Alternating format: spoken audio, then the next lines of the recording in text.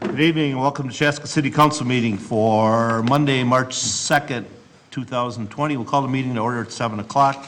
Will you please stand and join me in Pledge of Allegiance? I pledge allegiance to the flag of the United States of America and to the republic for which it stands, one nation, under God, indivisible, and with liberty and justice for all. Good evening. Good evening. Thank you, everyone. Welcome to the meeting tonight. Nate, will you go ahead and call roll, please? Yes, Councilmember Hatfield. Here. Councilmember Hubbard. Here. Councilmember Wong. Here. Councilmember Grau. Here. Mayor Winchell. Here. Moves us to item number 4, adopting the agenda. Are there any corrections or additions to the agenda? I'll make a suggestion that we probably should have done to begin with, is since we have everybody call. here, a lot of people here for the street reconstruction program, let's have item 7C C. move up to the top and then just shove everything down one. I second that. We probably need a motion and a It's second. not my fault that I got We my need a report motion done and a before he did. I need a motion and a second on the floor, though. Second. So I have a motion by Councilmember Wong, second by Councilmember Hubbard to change item 7C to first, and then 7A, then 7B. So further discussion? Hearing none. So again, that's a change to the adopting the agenda. So all in favor signify by saying aye. Aye. Opposed, same sign. Motion carries. Now, that's good for the agenda then, correct? That was all one, or we got to do them separate? Okay. No, that's fine. That's what I thought. Yeah. That's what I was doing. All right. Next is visitor presentation. Is there anyone here that's here for visitor presentation on anything other than, that's not on the agenda? I'm not seeing anyone move, so we're going to go past that. We'll move on to consent items. Which again, for anyone that's not aware, consent items are items that need our approval, but not necessarily conversation, but any item can be pulled off and discussed at this point. Mayor, do we need to approve the previous meeting minutes? Oh, yeah. We do, but that's not on my agenda, you are right.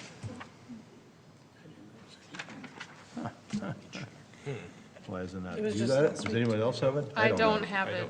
I don't, I it was would- just last week, we didn't have them yet. Adopted. Yeah, Oh, okay. I think Sorry, that's it's showing because- up on my canned thing here. That's why I'm confused. Sorry about Yeah. that. Yeah, Okay. so I don't, they're not ready, so we'll have both meeting minutes on the next. Well, thanks for messing me all up. Sorry to get you off your All right. roll there. All right, so then we're going to go back to consent. Again, like I said, these are items that just need our approval. So again, are there any corrections or additions or comments on consent? If not, I'd entertain a motion to approve. Motion to approve. Motion by Councilmember Hatfield, second by Councilmember Wong to approve consent. Discussion? Hearing none, all in favor signify by saying aye. Aye. Opposed, same sign. Motion carries. Moves us to item 7C now, that would actually be. So adopt resolution 2020-18, approve public improvements hearing for the 2020 street and utility reconstruction project. Mayor and Councilmember, the item in front of you is for the proposed street reconstruction project for this summer, which would be Beach Street, going up to 6th Street, Bolt, and 7th Street. This is the next stage in the process. We actually have one stage beyond this, which is the public assessment hearing.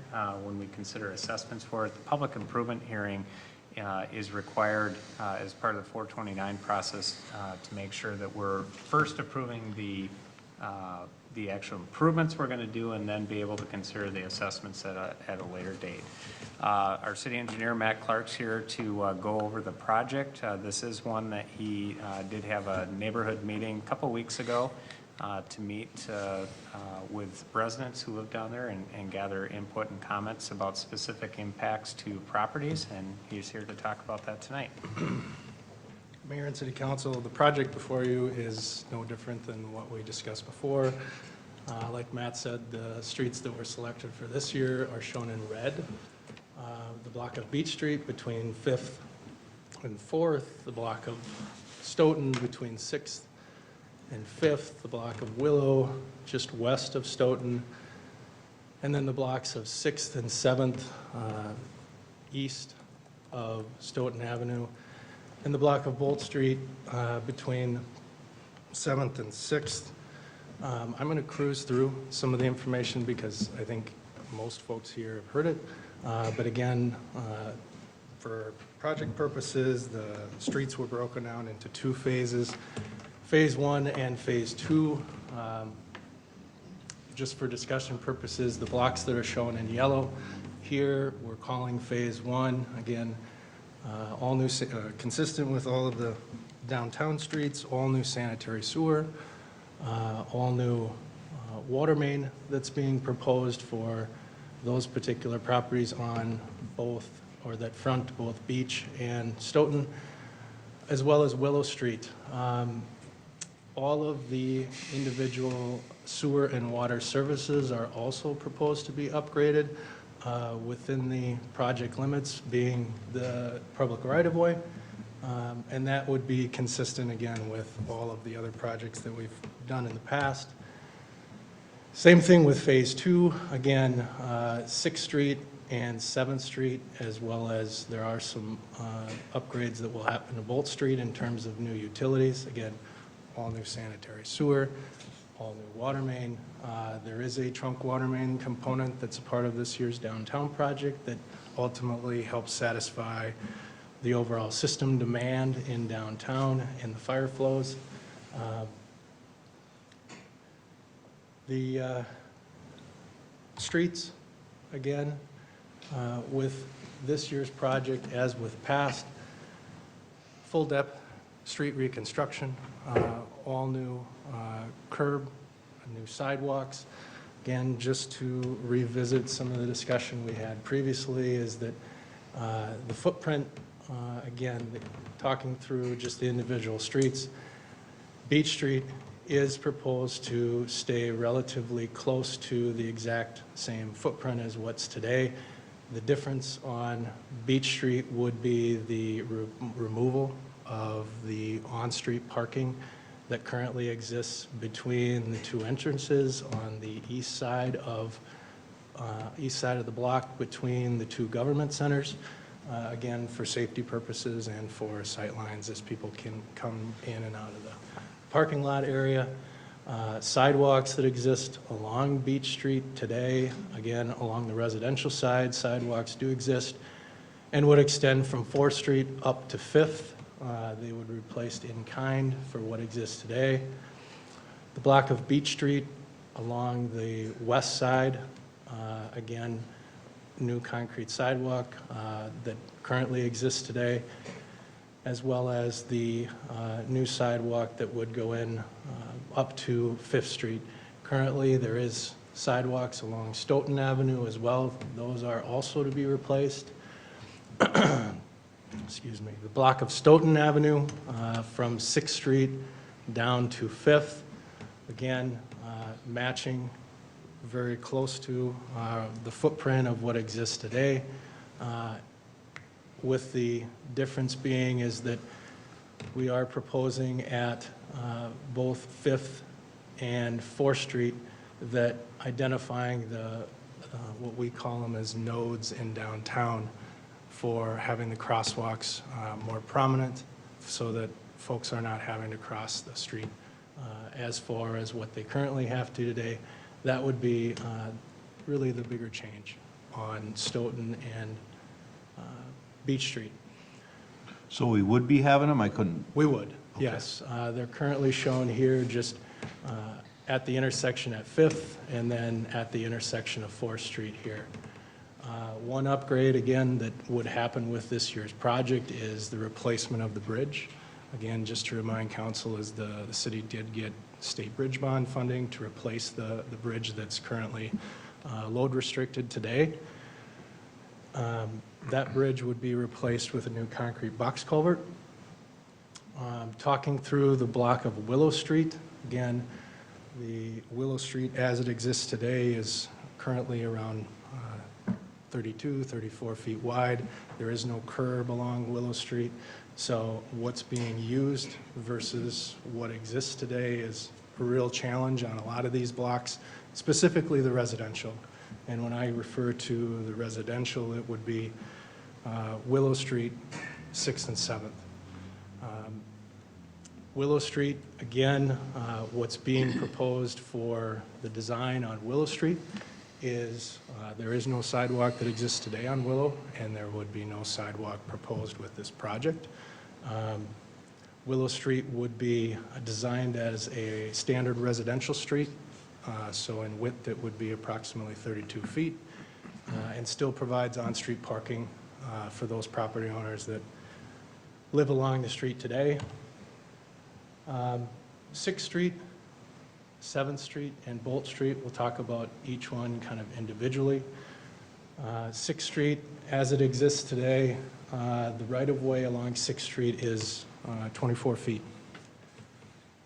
What we discussed previously with the City Council and what was shared at the neighborhood meetings is that because of how narrow 6th Street is today, that essentially 6th Street is one-way, or excuse me, 6th Street has two-way traffic with no on-street parking.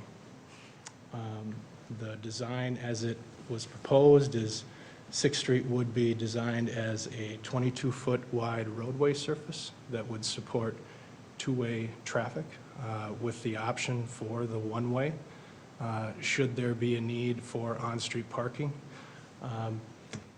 We did discuss it at some of the neighborhood meetings, and I think folks here may want to comment as well, but some of the comments that we heard is that generally people use 6th Street for on-street parking, and having that to some was very important. And so having 6th Street as a one-way was really, from both staff and some of the comments that we heard, is that that would be preferred. Bolt Street, again, the layout is consistent as what we talked. Bolt Street is a very narrow street, very narrow width right-of-way. Matching the same condition as what was proposed on 6th Street is that Bolt Street would be designed as a 22-foot wide surface with the option to propose a one-way street on Bolt Street. One way that is being discussed or is being proposed is that the one-way you would be able to access off of Stoughton. On-street parking would be along the south side of 6th Street, or call it the south side of 6th, as well as on-street parking on Bolt Street, the east side of Bolt Street. So you would access off of Stoughton, and then the full access would be at 7th Street. 7th Street, just talking through that street in general, is that 7th Street, very similar to Willow Street, would be designed as a standard residential street width, 32 feet in width. Again, the difference on 7th Street is that as a part of the downtown master plan, really there was a guidance for how it is that there would be a neighborhood connectivity piece for accessing both the city levee trail that currently is at the corner of Bolt Street. There were opportunities to create a sidewalk section along 7th Street, and that is what the plan provides. It stays consistent with more of what the city has in terms of a standard residential street with sidewalks on both sides. The connection that is proposed for a trail connection to what it is that the existing city levee trail system, there is a proposed bituminous trail that would extend from 7th Street down to 6th Street. That trail does not exist today. Again, Bolt Street is very narrow, and a lot of the foot traffic uses the existing road for how it is that they access the trail. Again, as with other downtown projects, we do have storm sewer improvements. Storm sewer improvements would be made on all of the streets, for that matter. There is storm sewer that exists along Beach and Stoughton. Both, there would be various upgrades that happen as a part of both street reconstruction for both blocks, as well as drainage upgrades that happen for those two. Willow Street, currently there is no storm sewer on Willow Street. And again, the drainage conveyance that's there today, there are no underground pipes, there is no curb, there is no gutter. A lot of the improvements that would be putting back is basically having a pipe system that would take the water off of the streets from what's there today. Same thing again on 6th and 7th. On 6th Street, again, you can see we would have on the exhibit shows the storm sewer piping and things, as well as on Bolt Street. 7th Street would tie into what exists today, currently along the Riverwoods development, and all of the drainage comes south down to the East Creek levee system, or East Creek drainage system. We did talk through last time that we met. There is the schedule that we talked about for this year's downtown project. Again, where we're at this evening is, tonight is the public improvement hearing. That is what's shown on here is March 2nd. What council, if the project does proceed, council would move forward with approving the layout as it sits and making any adjustments and scheduling an assessment hearing for March 30th. After March 30th, we do have a period of time where we would go out and solicit bids. We are proposing for a May construction timeframe. Again, a lot of that is seasonal and how it is that road restrictions and things play a part in that. But again, the schedule would provide as an early spring startup. We have not, as a part of the project, gone through any of the project phasing at this point. The layouts have basically been taken care of. One of the things we heard back very clearly at the neighborhood meetings is that how it is the project would be phased, where parking would be for some of the neighborhood streets. We're moving a little way from some of the other streets that we've done in downtown where there is alleyway access for a lot of property owners to be able to provide or have off-street parking and utilize the alleyways. This year's project will be key for how it is that we're able to either phase the streets and or minimize the length of impacts for individual properties. We did talk about at the last council meeting is the overall project costs. This year's, again, phase 1 and phase 2, the project costs that were shown in phase 1 is about $2.8 million. Can you make that bigger Yes, by I any can. chance? I'm sorry. Thank you. Yep. It wasn't just you. What's that? It wasn't just I have glasses and I can't see it. Normally it's just me, but everybody No, couldn't no, see I that don't one. feel bad. So area 1 for this year, again, what we do is we break down all of the costs in terms of the street costs, storm sewer costs, water main, water services, sewer services, sanitary sewer services, and there is a cost in the bridge for phase 1. Phase 1, again, Beach Street, Stoughton, Willow is around 2.8 million. Area 2, again, 6th Street, Bolt, and 7th Street. If you go through the individual components, those project costs are around 1.63 million. Summarizing the project that's being proposed in total, around 4.4, over 4.43 million. There is some, because Beach Street and Stoughton Avenue are part of the municipal state aid route system in the community, there is eligibility for reimbursement, which the city would be recouping after the project's been completed, and those state aid funds for the bridge would be encumbered as well and secured once the project's complete. We, at the neighborhood meeting, consistent with how we've handled all of the other downtown projects. We did go through and have a draft of the special benefit analysis, and I think that was shared previously last year with council, is that one of the things the city does is we hire an appraisal group that goes through and conducts what's called a special benefit consultation. The special benefit consultation really sets the assessment amounts for each of the individual properties. This year's project, again, one thing for council to consider or just be aware of is that all of the projects since 2005, including First Street, all of the residential assessments have been $7,500. The special benefit analysis goes through, it looks at trip generation, it looks at use, it looks at building type, it looks at square footage, it looks at all of the unique components, and it sets the market value increase of what it is the property receives in terms of benefit before and after the improvements are complete. That number, the 7,500, has been standalone since inception. That number is not proposed to change with this year's project. What you see in terms of the assessments, and again, tonight is City Council's first hearing it, and these numbers are simply a draft at this point.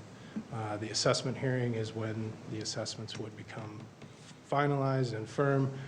But as we went through this year's properties, all of them were treated as standard residential assessments. The uniqueness, and I think I alluded to this last time we met, is that back in '96, there was a project that occurred with Stoughton Avenue.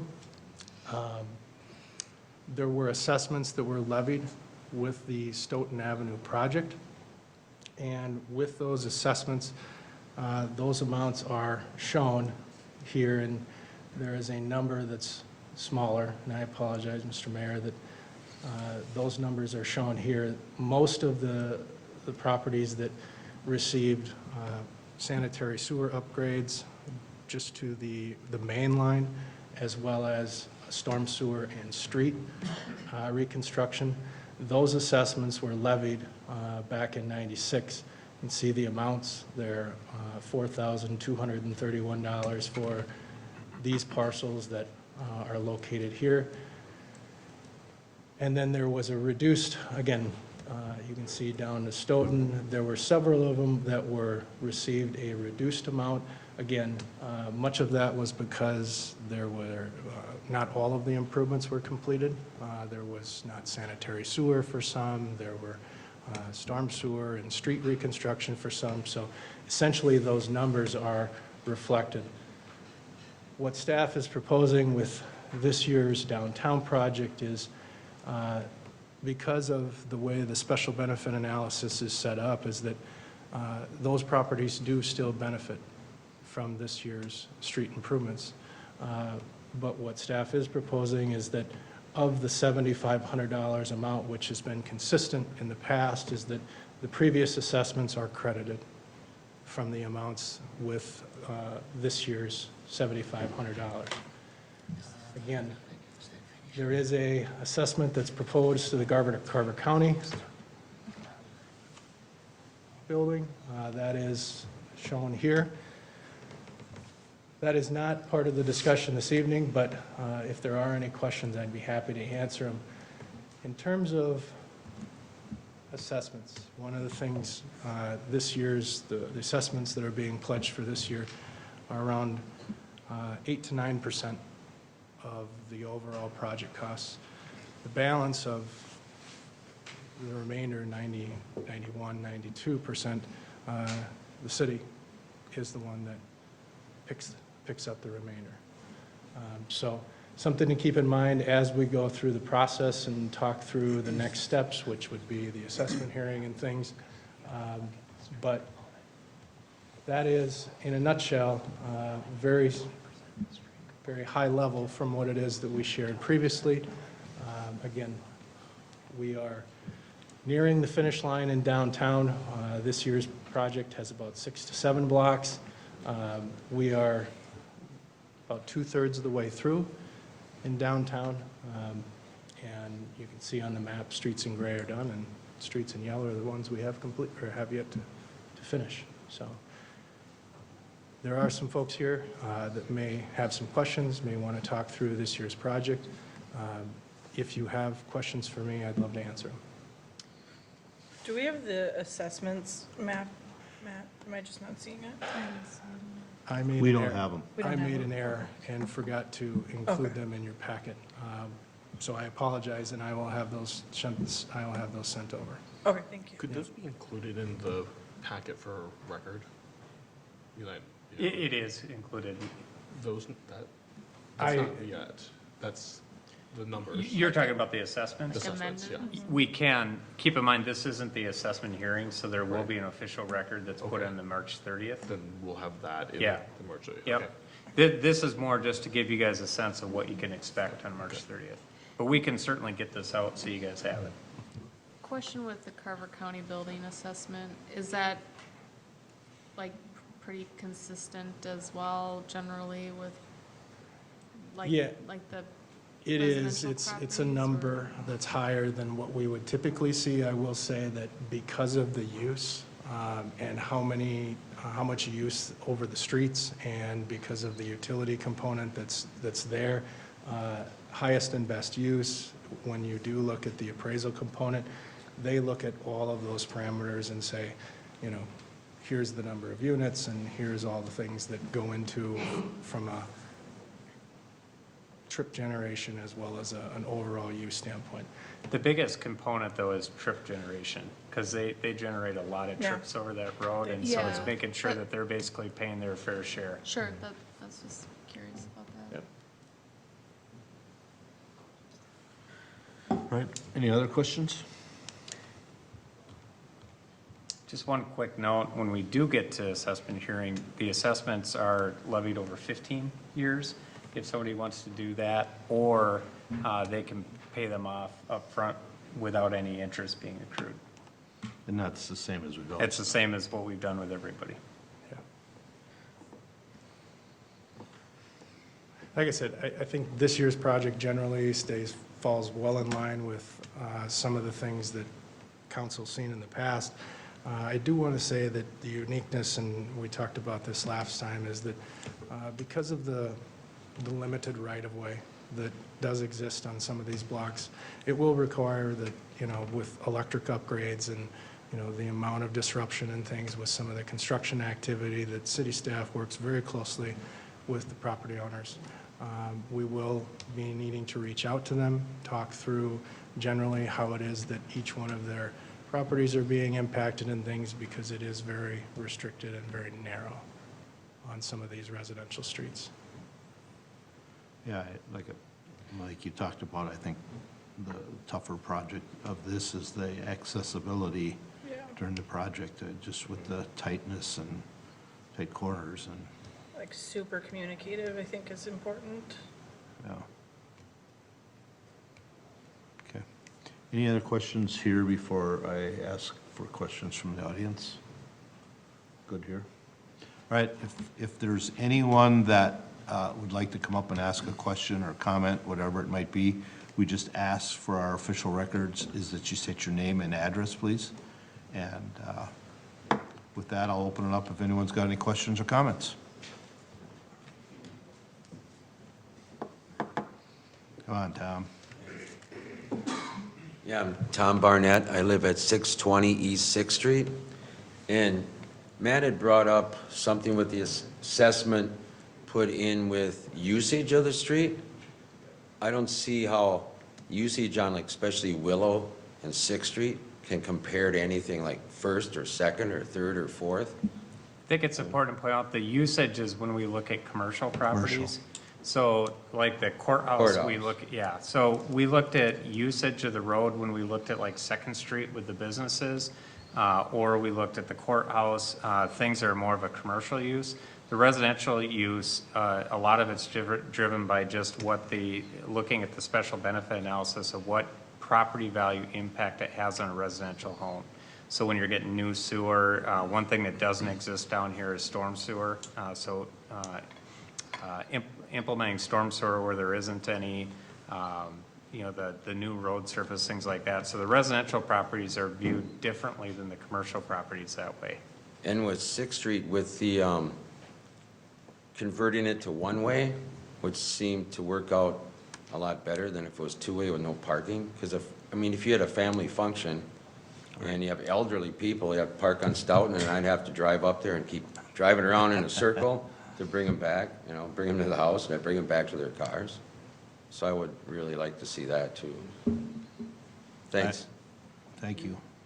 I thought when I've known that area, I lived in that area for a while, and I was wondering how we were gonna do that, and whoever came up with the idea of the one-way, I think is actually a pretty good plan to allow the parking, because I know that you have to have parking there. There's just not, I mean, like you say, if you have anybody over, there's nowhere for them to go, so I agree with. Parking on Stoughton too, right now. Right. Yeah. Is there anyone else that'd like, any comments? Sarah Traver, 619 East Sixth Street. So when they do the one-way, so the south side's going to be the parking side. So right now, they don't plow very good, and the guy that's ahead of that at the meeting, the neighborhood meeting, a couple weeks ago said, well, have you ever complained about that patch of ice? I said, no, because right now, I head the other way. Now I'm going to be forced to go down the hill through the patch of ice. He guarantees me it'll look better. Well, it's still going to be just a pickup. There's not going to be a salt truck that's going to fit through. Will it be a snow emergency for all those cars to move every time there is a heavy snowfall? Because right now, my husband currently is snow blowing to regain our sides of our street. And you're also going to have automated trucks for garbage picking up against people's cars. I think one real quick thing with the ice, I think one of the things that's going to be a significant improvement down here is stormwater. Storm It sewer. will, but the spot that's really bad, it's a house and shady trees shade it all the time. So I even took a picture of it before that meeting. And then I said, I'll show you what it looks like. He said, I know what it looks like. But you've just told me, we've never called and complained. I said, because I have a choice. I can take a right on my driveway and go to Stoughton. I don't have to drive down that slope that we've seen people, because you go down a slope and then you have to take a turn. So if that can be promised, that will be salted, so nobody ends up sliding. But the fact that he said, I know what it looks like, basically admitting, I know it's icy, but there's nothing we can do about it. Well, and it's probably one of those spots where the water doesn't run off the road and it sits on the road, and And it is an angle, but it's the shade will never But now, melt it. I'll pose that back to you, Matt, will some of that angle be taken out as the road gets reconstructed there, or does that have to stay? And I kind of know it, but so you must be further down toward the Welters? Yeah? No? Yeah, that's where the ice is. It's like, I didn't know there was I didn't realize there was like a decline there You don't either. realize how much Right, of a when you're hill it going is. towards Bolt. Yeah, Right it before goes you down, hit yep. Bolt, and there's that kind of circular Yep. area. It gets like real, it does get, I had to like drive on it it is icy there. So could someone who's like, familiar with that, just, like point out where this is in the map for those of us who Why don't you aren't? pull up the other map? It'll be easier to see. It's almost all the way down to Bolt, because that's where it drops off. Possibly. I didn't even realize it until it was brought up.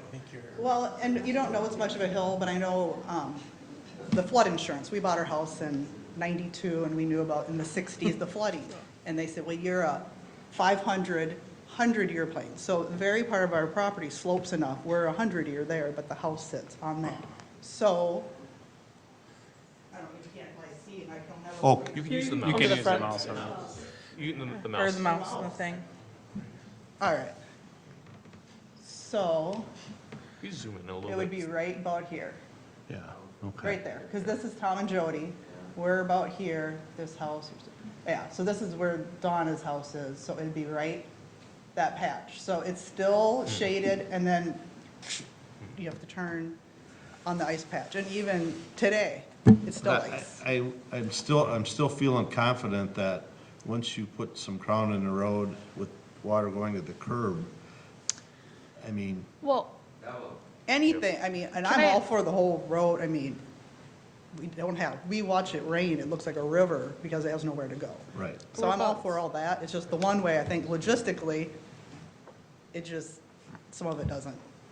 Until it happens and it's put in place, I just feel like if they aren't gonna do snow emergency, they say usually they come back later, but some people work different shifts. You're gonna take a narrow one lane now with parking and just keep shrinking it in.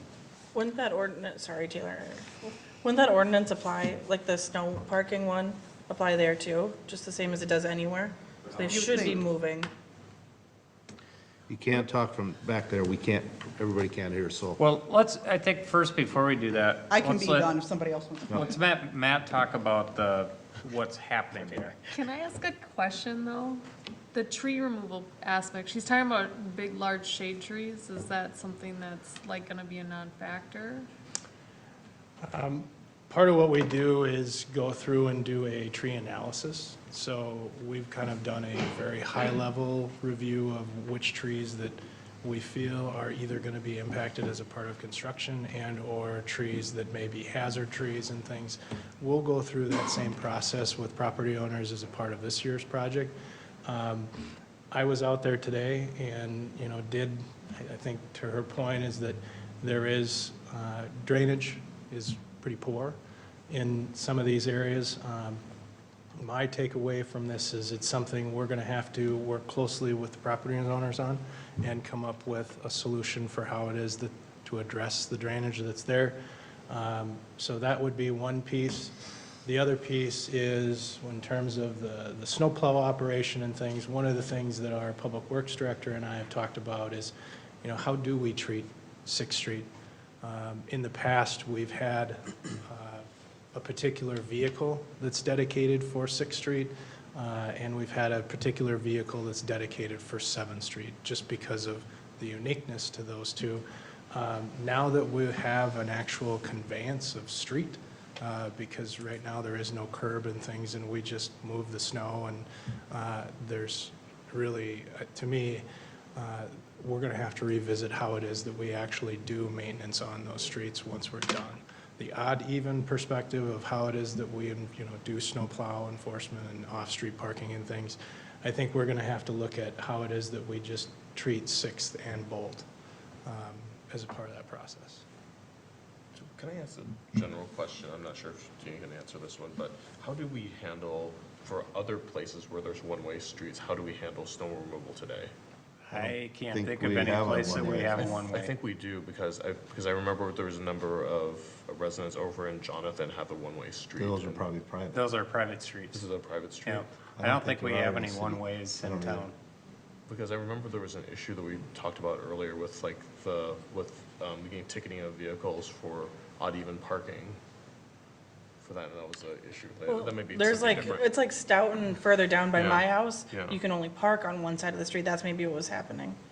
There's So I get that also- question a lot. There's also some neighborhoods up in the Jonathan, or some streets in the Jonathan neighborhood where the numbering is unusual. And so there's not really a pure odd Odd even even, side of the street. So we've run into that before, and that might be what you're thinking about. They're Yeah. not necessarily one-way roads. But I can't think of anything that isn't private that we have that resembles this. So I would agree with Matt, I think we're gonna have to look specifically at this street when it's done and say, how do we best maintain this? Because I don't think it's gonna be like any other street that we do. Yeah, and I think that in general, though, as a general statement, it doesn't, there's a certain amount of reasonableness of say if there's cars that can only be on one side of the street, right, and odd or even, Well, there's that's no where other I side of don't the street think, to go. that's where I don't think that particular Yeah. application is gonna work real well down there. And so I think we're gonna have to come up with a completely different way to approach that and work with the neighbors to look at, because you're right. I mean, if it's odd even and you can't park on one side of the street, There's no that just parking. doesn't work. And So- then Looks all like the, that's how it is right in front of my house. I have some of the parks in front of my house and they just have to move and then they come along and clean it up. Or they don't move and I get really annoyed. One of the two happens. Good Susan evening. Cross, 627 6th Street, but I actually face on Bolt, and I'm the only one that faces on Bolt. and I'm not really concerned so very much about one-way or not, because one thing it'll prevent, we have a lot of people that are further down on Bolt that decide that our street is better than 7th Street to turn over to Stoughton, and they're cars that I don't know. But my problem with a one-way, again, is the trash. Most of the trash is picked up with the clamp grabber things, and if there's only one direction, then someone's trash is going to be across the street from their house. And the houses don't have a whole lot of frontage in the first place. So if you've got it's a recycling day, if you have 2 trash cans across the street from your house where the parking is, it's going to be a real problem. So there are very few trash people, like my particular one still loads in the back and doesn't have the clamp arm, but I assume sooner or later they will upgrade and have the clamp arm. And I do have concerns about the little bump out circle that we have at the corner, which we need, but it has shrunk and moved to the west, and that really makes it extremely odd for the welter property access, because they are technically not on that corner then. Their driveway will have a unusual corner, which I think is maybe a little bit dangerous for backing out. There's more things I can say, but I think those are the major things. Susan, which one is the Walter one? Like the one at the end of the circle? Yes, 640. It's the end and to the south. Okay. 640. Yeah. And since the circle is moving to the west, they're not technically on the circle at all. The way it'll be. I do understand. It's moving to the west, that way is west on that map, correct? I don't know. It's up. Yeah. Yeah. Yes, So it's upward on on this one that we're looking at, yes. And it's moving on to almost to my lot line, but not to it quite. Right now I have about 8 feet of non-property that I mow, which I won't mind disappearing, having a little less to mow. But the fact that right at the end of the welters is where the path that goes over to the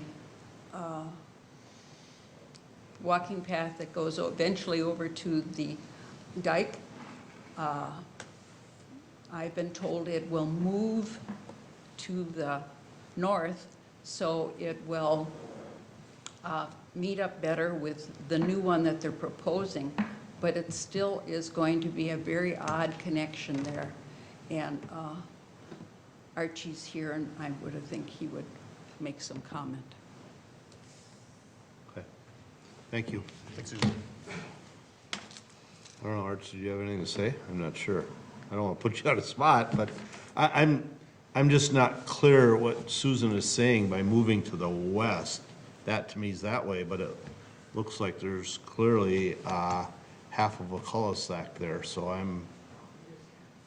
But his property doesn't reach it. His lot does not reach the cul-de-sac. Okay. Oh, is that because they're saying like it's going to just be like right here instead of come down? I'll do my best. One of the things that will, as a part of the city's overall storm sewer system plan, is that there are some major maintenance items that happen down in this corner. Jerry knows very well is that part of the city's flood protection program, we do come down, and oftentimes we have to actually close the gates.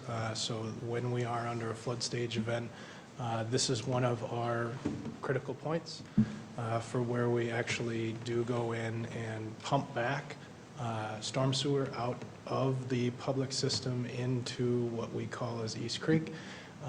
That was ultimately how it is that this layout really came to be, is that we did some things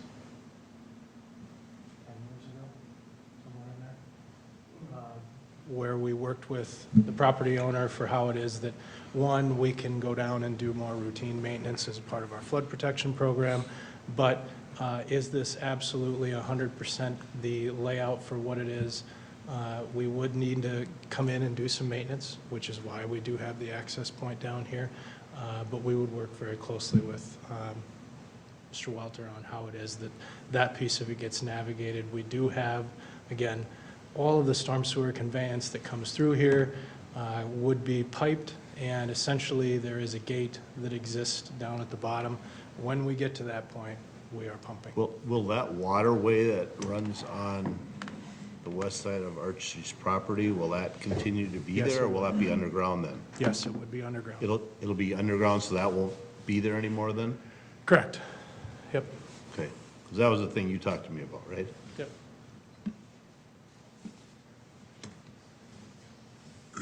You better get up here. You're on the spot too much. Jerry Welter. I live at 640 East 6th Street. Also known as Archie. Yeah. They were talking about the access that I have from my driveway getting onto 6th Street right now. It is a kind of a little tricky situation, the way it is. And in talking with Matt on some of this, I still haven't gotten a clear idea of what they're doing. And I think that's just because they're still trying to come up with the best way that it's gonna work down there. Because I had some questions about the existing open culvert where the water drains into. That was that thing now. you talked to me about that one time. Yeah. Yeah, because I drove down there. That's why I was curious if that's going to continue to be there, but now that goes away. Well, I don't know. I don't think it does it, Matt? Yeah, I think one of the things we're looking at is with the trail expansion there is how do we best manage the drainage that comes down Bolt Street? We're going to work through that process with Jerry and how it is that we set up our flood control system. I think he's going to have to be a part of it. Because I think if that goes underground, then that might change your driveway access then. Well, yeah, if it goes underground, it would change that access part of it there, so that's why I said I think they're still Okay. not come up with a final decision yet. And I was been talking with Matt to find out exactly, at what point when they finally come up with it, what it'll be, because of the amount of water that comes down 6th and Right. 7th Street that goes through that culvert area right now. Yeah, the problem is now it's all surface and. It's all surface afterwards- now. Afterwards now it'll be underground. It'll be underground, yeah. And then that'll change where the access to it is right now.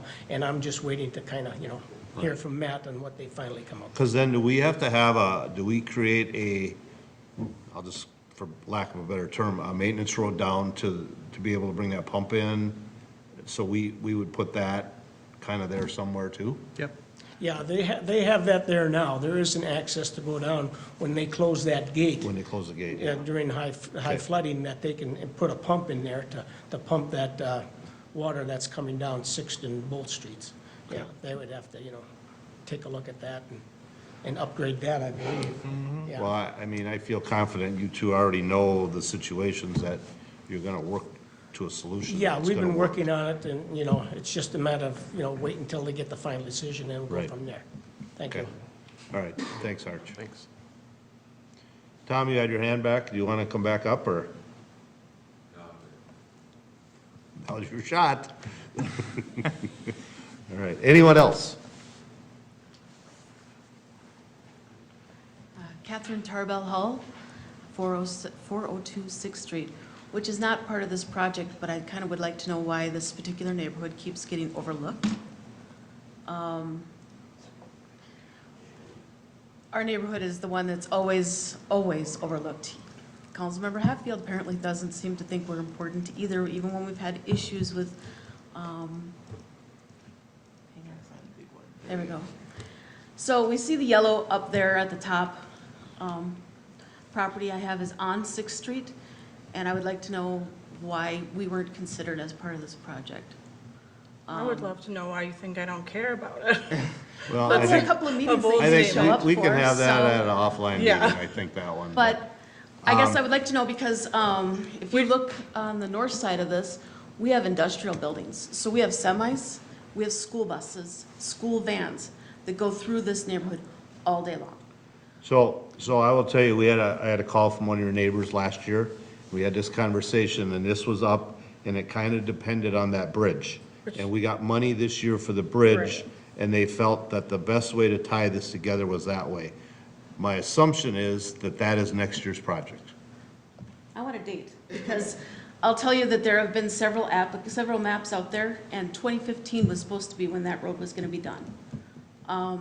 Right now, if you go and drive that, I drove all the roads that are under this proposed project. None of them have standing water. 6th Street has actually a lake.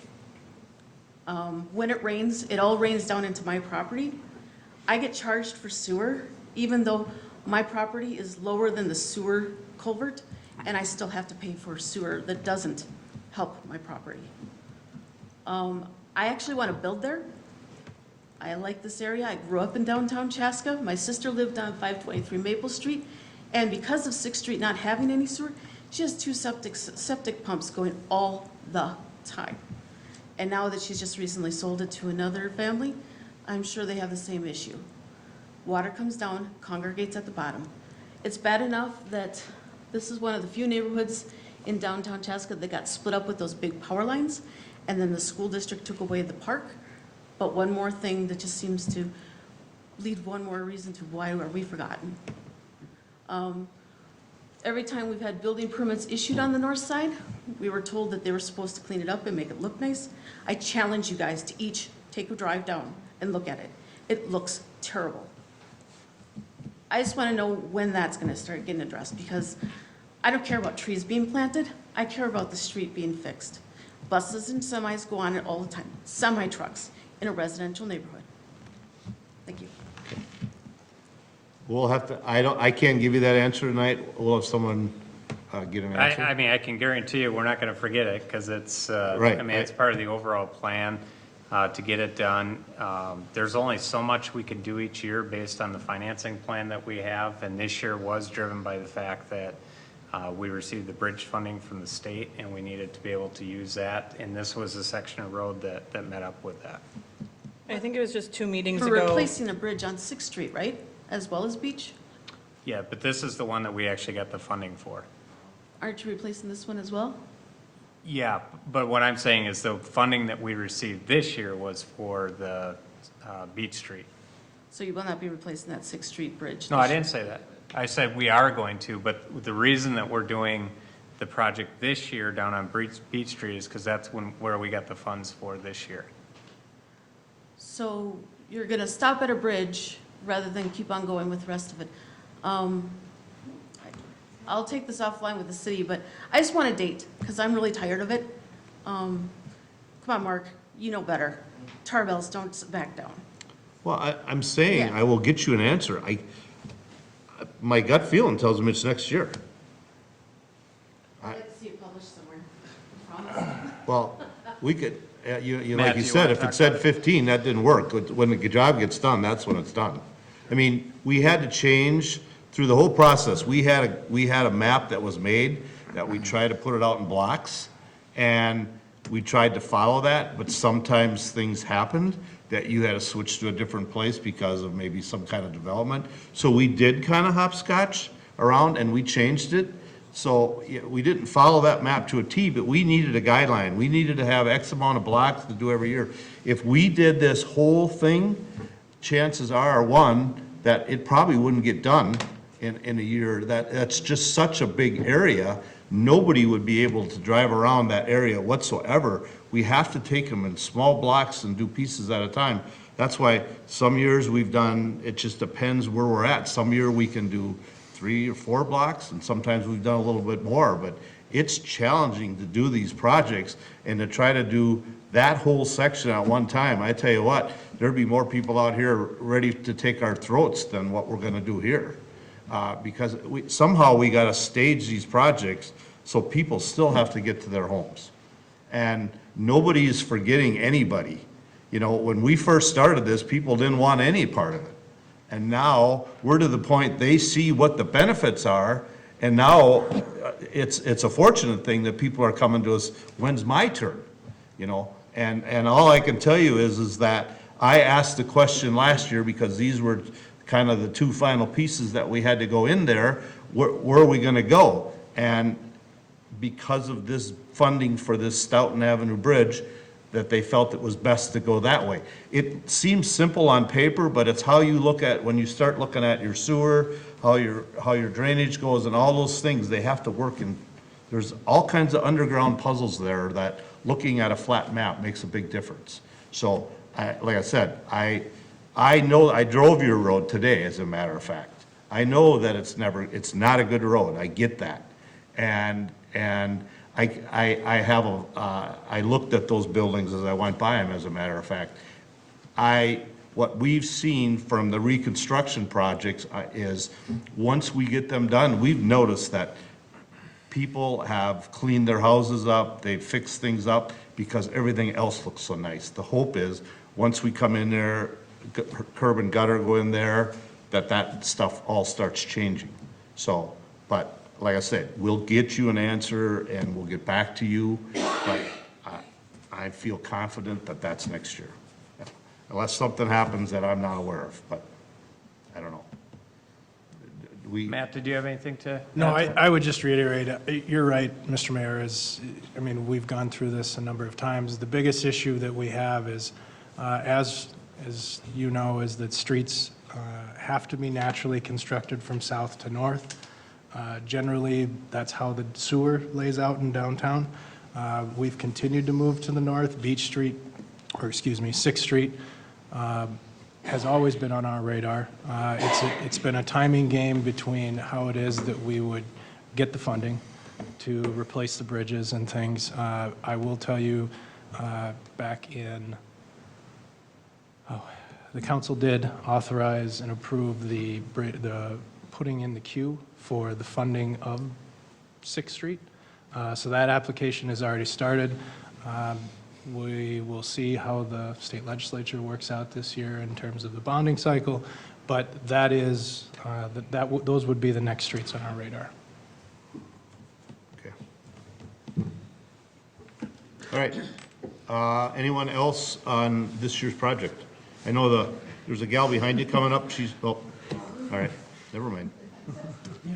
Could Sorry, make this you're back to next. 7th Street? I absolutely could. Yeah, Don DeLorem, 612 East 7th Street. Okay.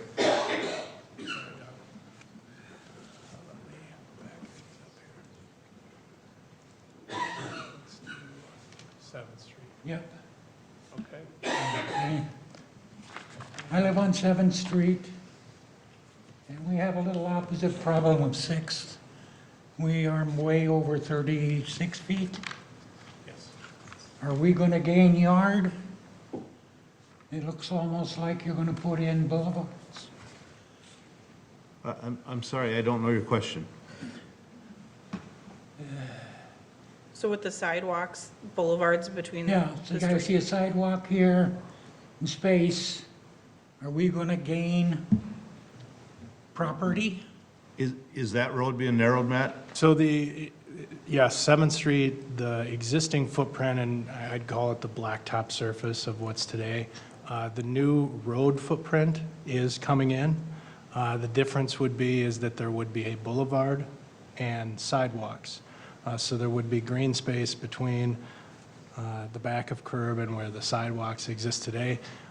Would you be gaining more yard and things? We would have to look at that very closely as we start to work with property owners as to where the sidewalks are with the design. Okay.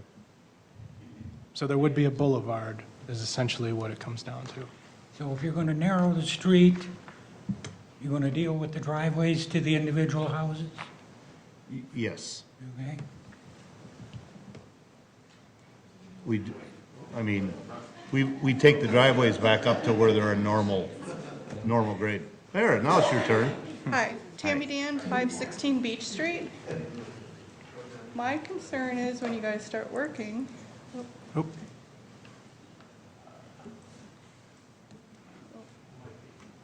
I'm right in the corner here, but I'm right at the corner of Stoughton and Beach. I am actually the only house that's on Beach Street for my address. It's Tim Weeby's old house. Oh, okay. Yeah. Because Why we can't I face think of which house? Beach. But Now I know. my concern is, like she had stated, with the buses and the semis that go flying up Beach Street, if you guys are working on Stoughton, that's where our driveway is. So we would have to park on Beach, but we've already had 2 cars hit. We have no idea who's hit them, because, you know. Are you on like the, sorry, I'm I'm struggling. right, I'm right at the corner. Point. Deli It's- corner where you really have like a The little yellow house driveway. on the corner, yep. Yeah, and you have that teeny tiny driveway. Yeah. I know what you're talking about, okay.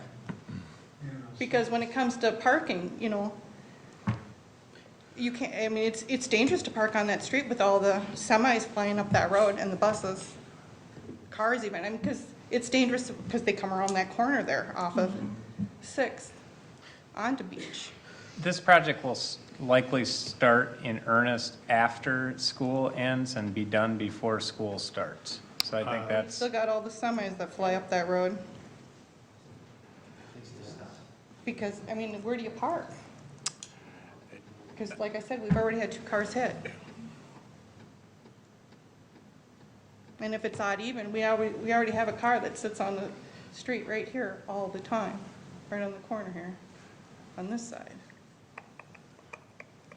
You're always parking on the street, whether it's odd even parking or not. So I think part of the discussion that will move to what we're talking, or what we just finished talking about, is next year's project, is what is the design of Beach Street? Is there sidewalk? Are there sidewalks? Which side of the street? Where does on-street parking currently? How does that exist for what that street layout is? Right now, we are odd even. Yes, yes. We haven't gotten there with the design for next year's project, but it would be something that we will take a look at So you're talking about the part of Beach Street that goes up the hill? up the hill. Up the hill and around the corner. It's just dangerous to park there. And if you guys start working on Stoughton, we can't pull in our driveway or our garage, and we're stuck on Beach. Yeah, so you're saying is the semis are going up Beach Street versus Fifth Street? Oh, yeah.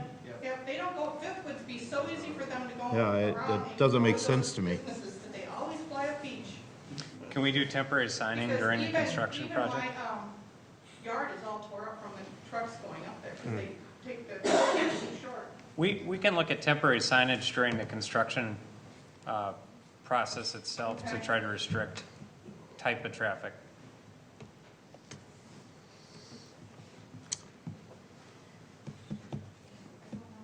Susan Cross, back again at 627. I know exactly what this lady is talking about, and when Stoughton is closed for making the bridge, people are not going to believe it when the sign is all the way back on Stoughton to saying the road is closed ahead.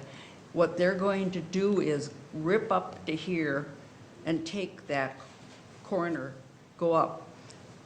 If it is officially looked like it's closed, then they will take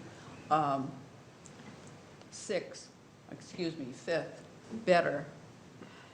But for some reason, and I've seen them do it, because I will go the back way in sometimes when I go over to the nursing home, and I'll come back on Fifth, and a car will be going up Sixth, and I will just be behind it, and I will take the corner to come past the school lot, and that car will beat me very far by getting to Stoughton. They just roar up the hill past the homes and then turn the corner. And I don't know why they won't go on Fifth. And I would have to say, you absolutely have to have it closed to traffic or signage or something when when the bridge is closed, because they're going to do it, because they do it now. And the problem is if you completely close the road off, the residents can't get home. That's part of the issue, is you gotta leave it open enough that the residents can get in. And if those people are doing that, we're not gonna stop that. That's the hard part of that, but we do have to keep it open so the residents can get to their homes as well, so. I think right now, a good number of the people go ahead through the parking lot behind the nursing home over to 6 to be able to get in there. That's what they do a lot, and that's what they did when 4th was dug up. They came through the parking lot, the old transportation Yep. parking lot. And they do it now, and there's no closed road, but they do I it mean, now. honestly, I don't know why anybody would go that way. It's just as easy to go 4th to South. There's no benefit to it. They So, think so. yeah. So I guess what I'm hearing is that this isn't just a construction problem, this is kind of an ongoing issue. Some of these are, yes. Yeah, so I think that, this may be a good opportunity to say, can we have staff take a look at it and a little deeper to say, Well, what that's are the what's root gonna cause? happen as Well, part of that that's- reconstruction right, there, yeah, is okay. that we'll end up looking at that to say, what are the issues that exist there? Yeah. And how do we design that to be incorporated into that street reconstruction process?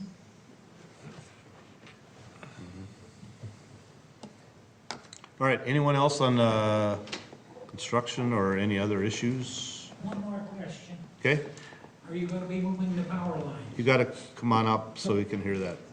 You can't hear it at home, that's why we can hear it, Okay. but people watching at home Are can't you hear. gonna be moving the power lines? Which power lines? The ones running down 7th Street? One down 7th Street. Matt, you'd have to answer Is that. that's the distribution ones, right? Matt? So as a part of this year's project, all of the overhead within the residential streets, 6th, 7th, Bolt, and portions of Stoughton would be converted from underground, overhead to underground. So that's, I would take that as a yes. Anyone else?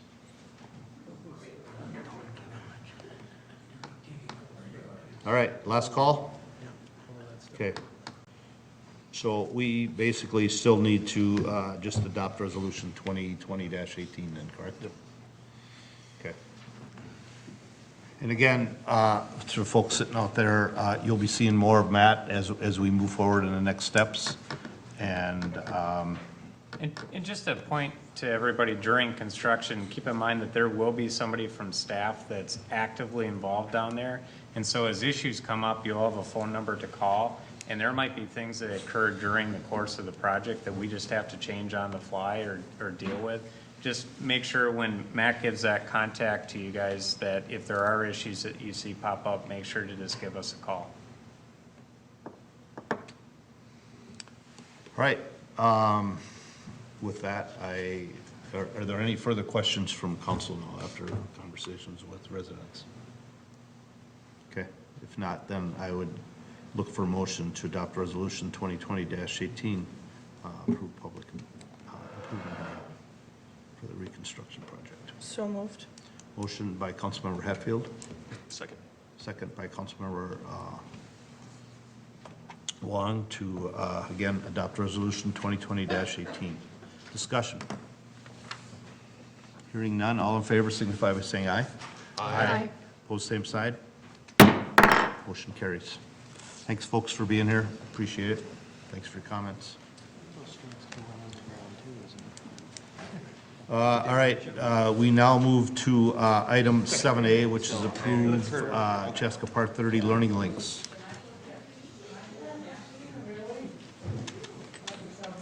We'll let things clear a little bit here.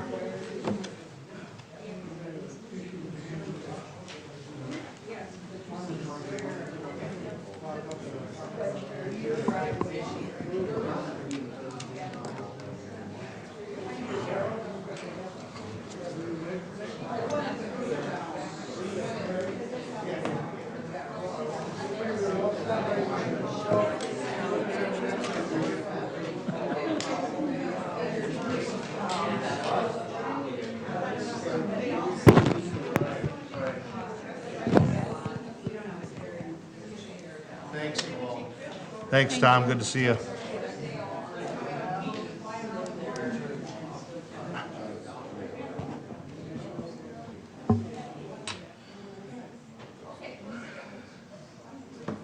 All right, John, we're ready to go, or whoever's ever opening this up. Oh, it's me, sorry. Sorry to wake you, Like, Matt. what? All right. Hey, Matt, hold on yeah. 1 second. Joe, are you here about the parking lot? Yes, I am. We're not discussing that tonight, I'm sorry. I had that feeling. So, because it's not on our agenda to have that tonight. And I don't want you to stay here any longer, so that's why. We are planning on next meeting, March 16th, right? For the farmer's market. Topic. Yes. Yeah, March 16th is when it's planned to be on the agenda. Well, I just didn't want you to sit here all night thinking that something was gonna come up, but because it's not on our agenda tonight. And I saw you come with Ken, and I just told Ken that I was gonna ask some questions about it, so I don't know if he thought it was. I was informed it was gonna be an agenda tonight, and I wanted to throw my nickel worth.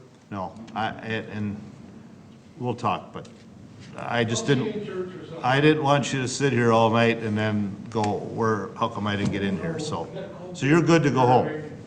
Well, he's the lucky one. He's Right. got He's he's going got to the a cold cold beer beer. waiting. Yeah. You all right? That's the Get- daily challenge I have. Yeah. All right, well, thanks, Joe, for being here. See ya. All right, sorry, let's move on to 7A. Mayor and Councilmember, the item in front of you tonight is an update on the Chaska Part 30 Learning Links of Chaska project. As the council is aware, for the past several months, we've been working with the group Learning Links of Chaska. We do have representatives of the group here today to work on the redevelopment of the Part 30 golf course.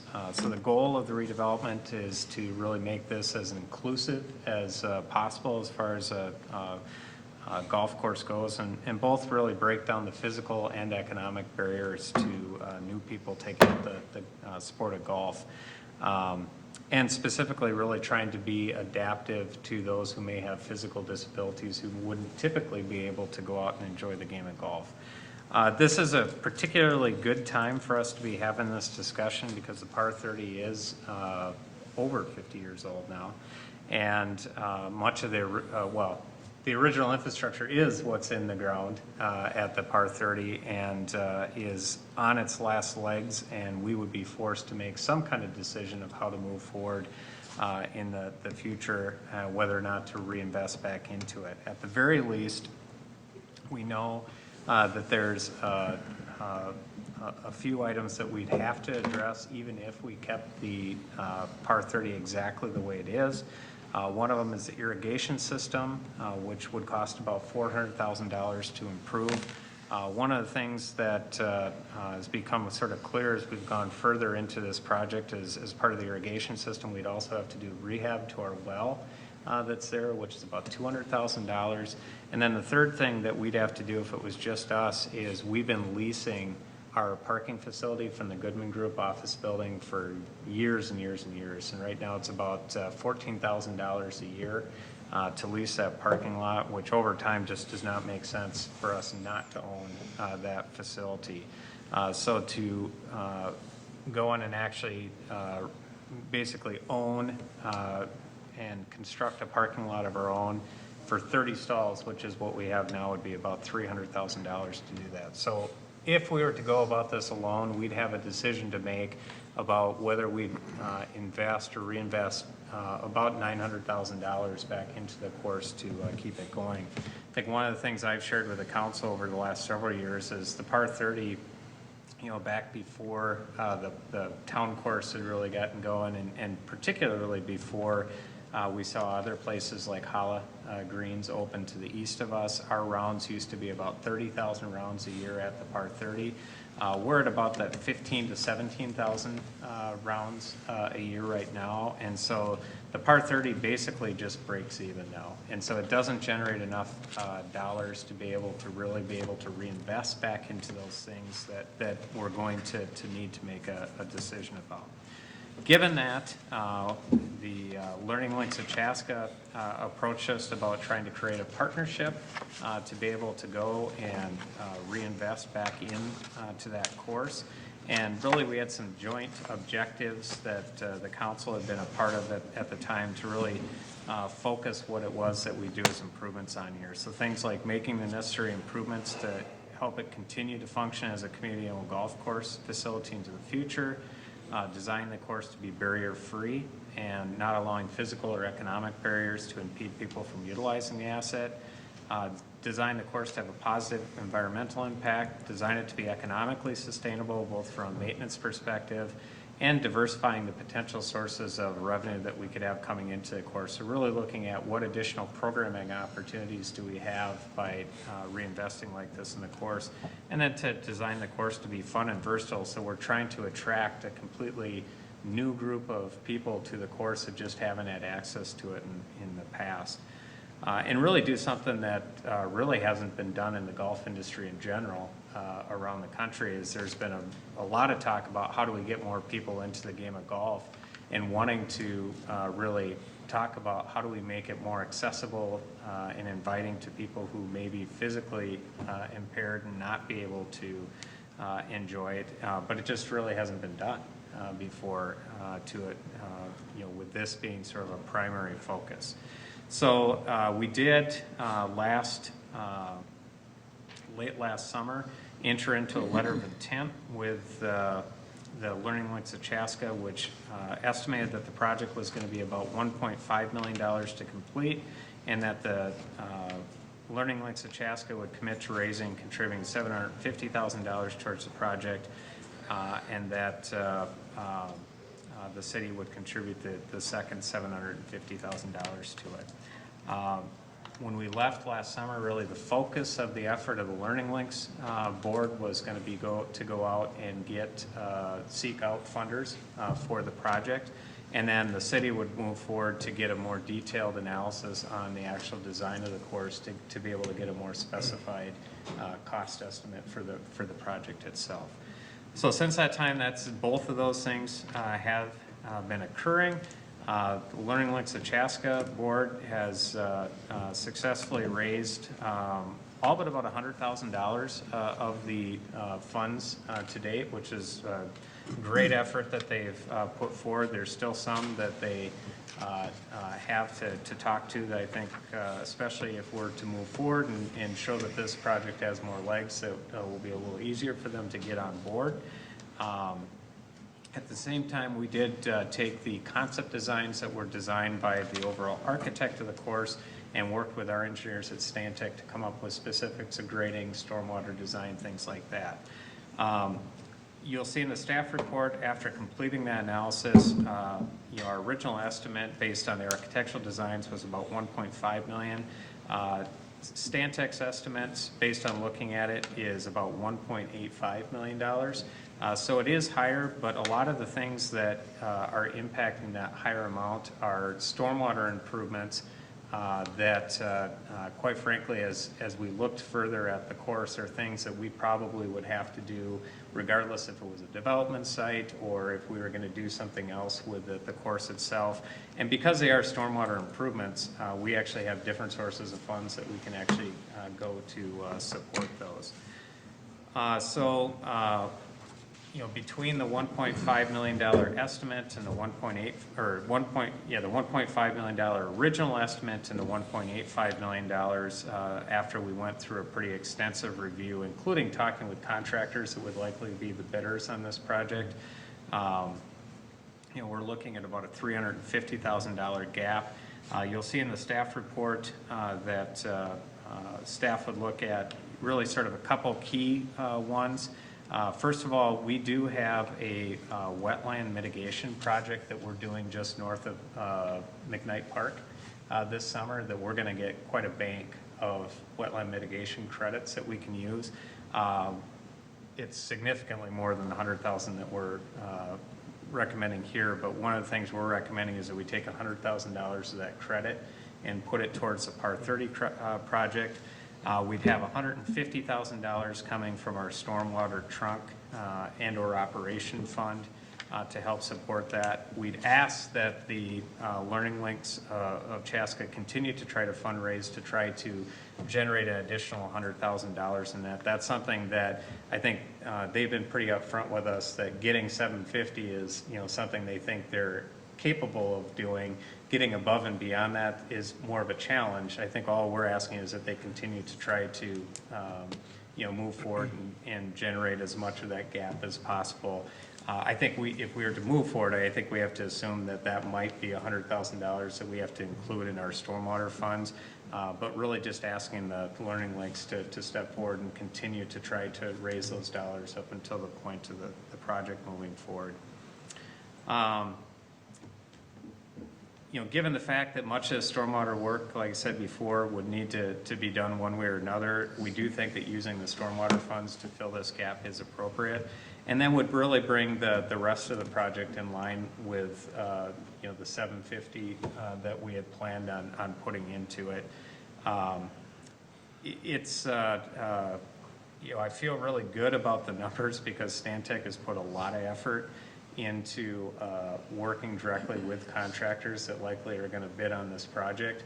One of the things that they're suggesting after talking with the contractors, we had originally sort of thought that moving forward as quickly this spring as possible to actually do the work would be the route to go, so that we could give a contractor the entire summer to do that and then be able to move into the next summer or move into the second half of the summer, plant it, and be able to open up in mid-2021.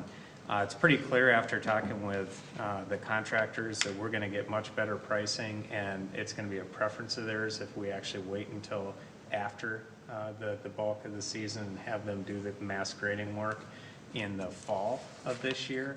And then what that would mean is we'd be able to keep the golf course open for the majority of our leagues and you know, the groups that typically would utilize that course for the summer up until August 28th, which really sort of accommodates most people. And then we plan on 2021 as being that year that we would have that closed, at least for a majority of the season, while the grass would actually come in.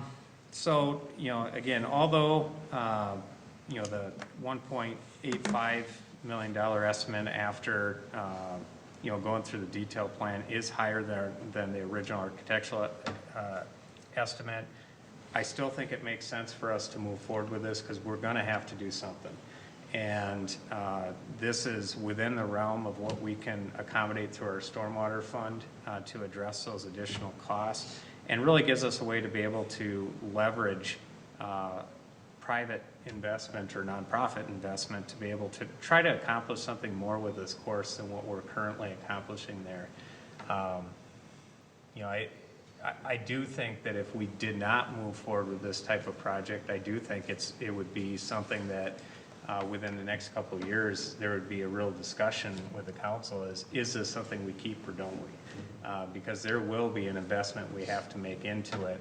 To me, it makes a lot of sense to partner with somebody that can help us make it more than what we could make it today. So with that being said, if we did move forward, continue to move forward with this project, there's really 3 specific things that we would want to move forward with on this.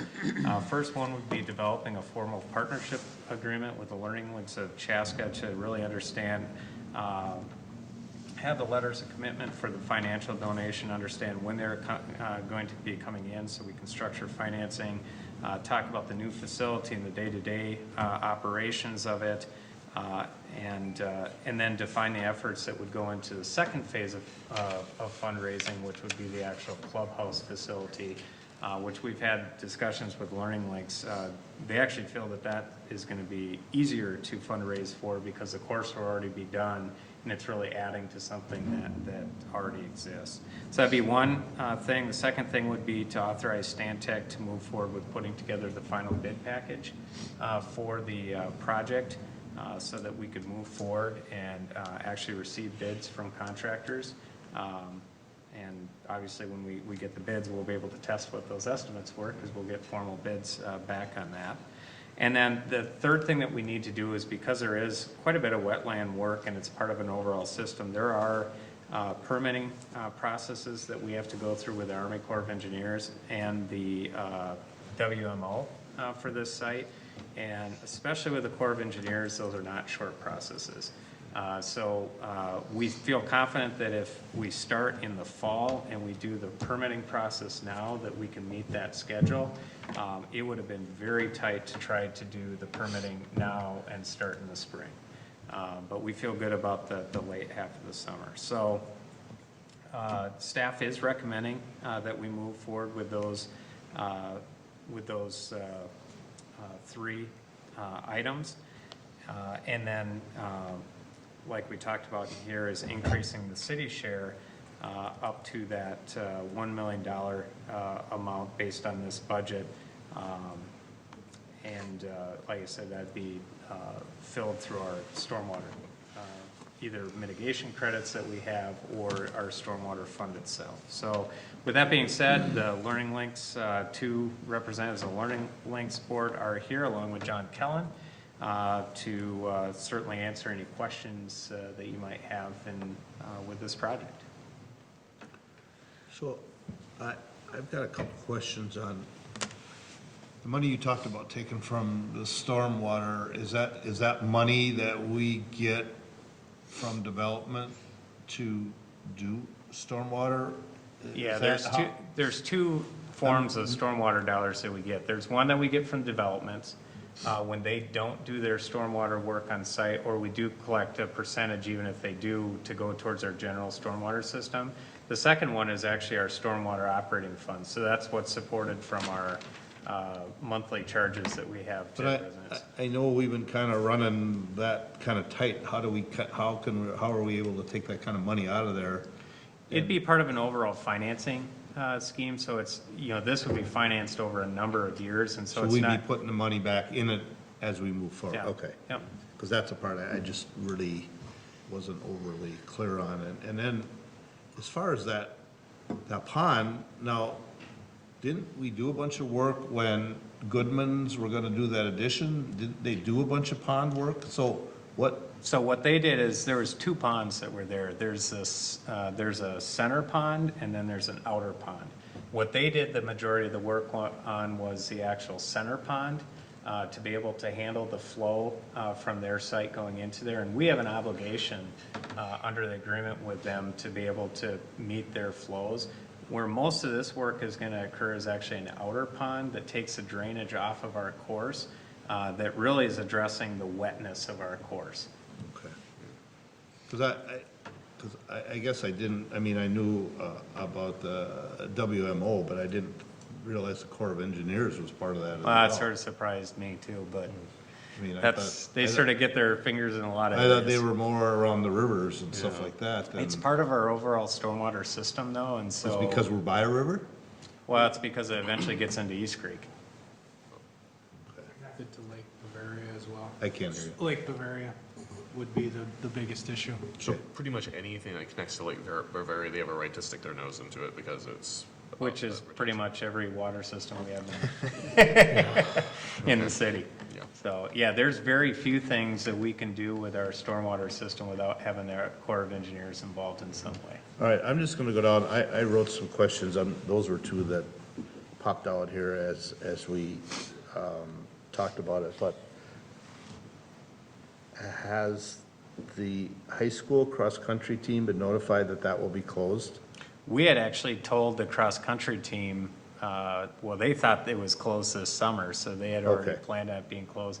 I think one thing, honestly, that we're gonna have to look at going into the future is with the type of investment we're putting into it, is that the right place to Okay, well, have that? I just didn't want us to forget about that and then go through what we went through a couple of years ago.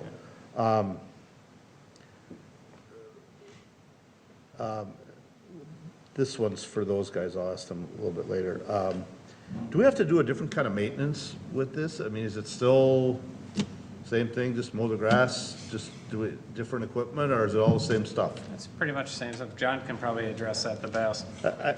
Yeah, no, that's fine. Because it's just, I didn't know if we have to do something different because of this different kind of turf that we're It'll using. actually be less on the maintenance side. That's part of the whole vision. One Okay. cut of grass for all the putting greens, and then one other cut all around.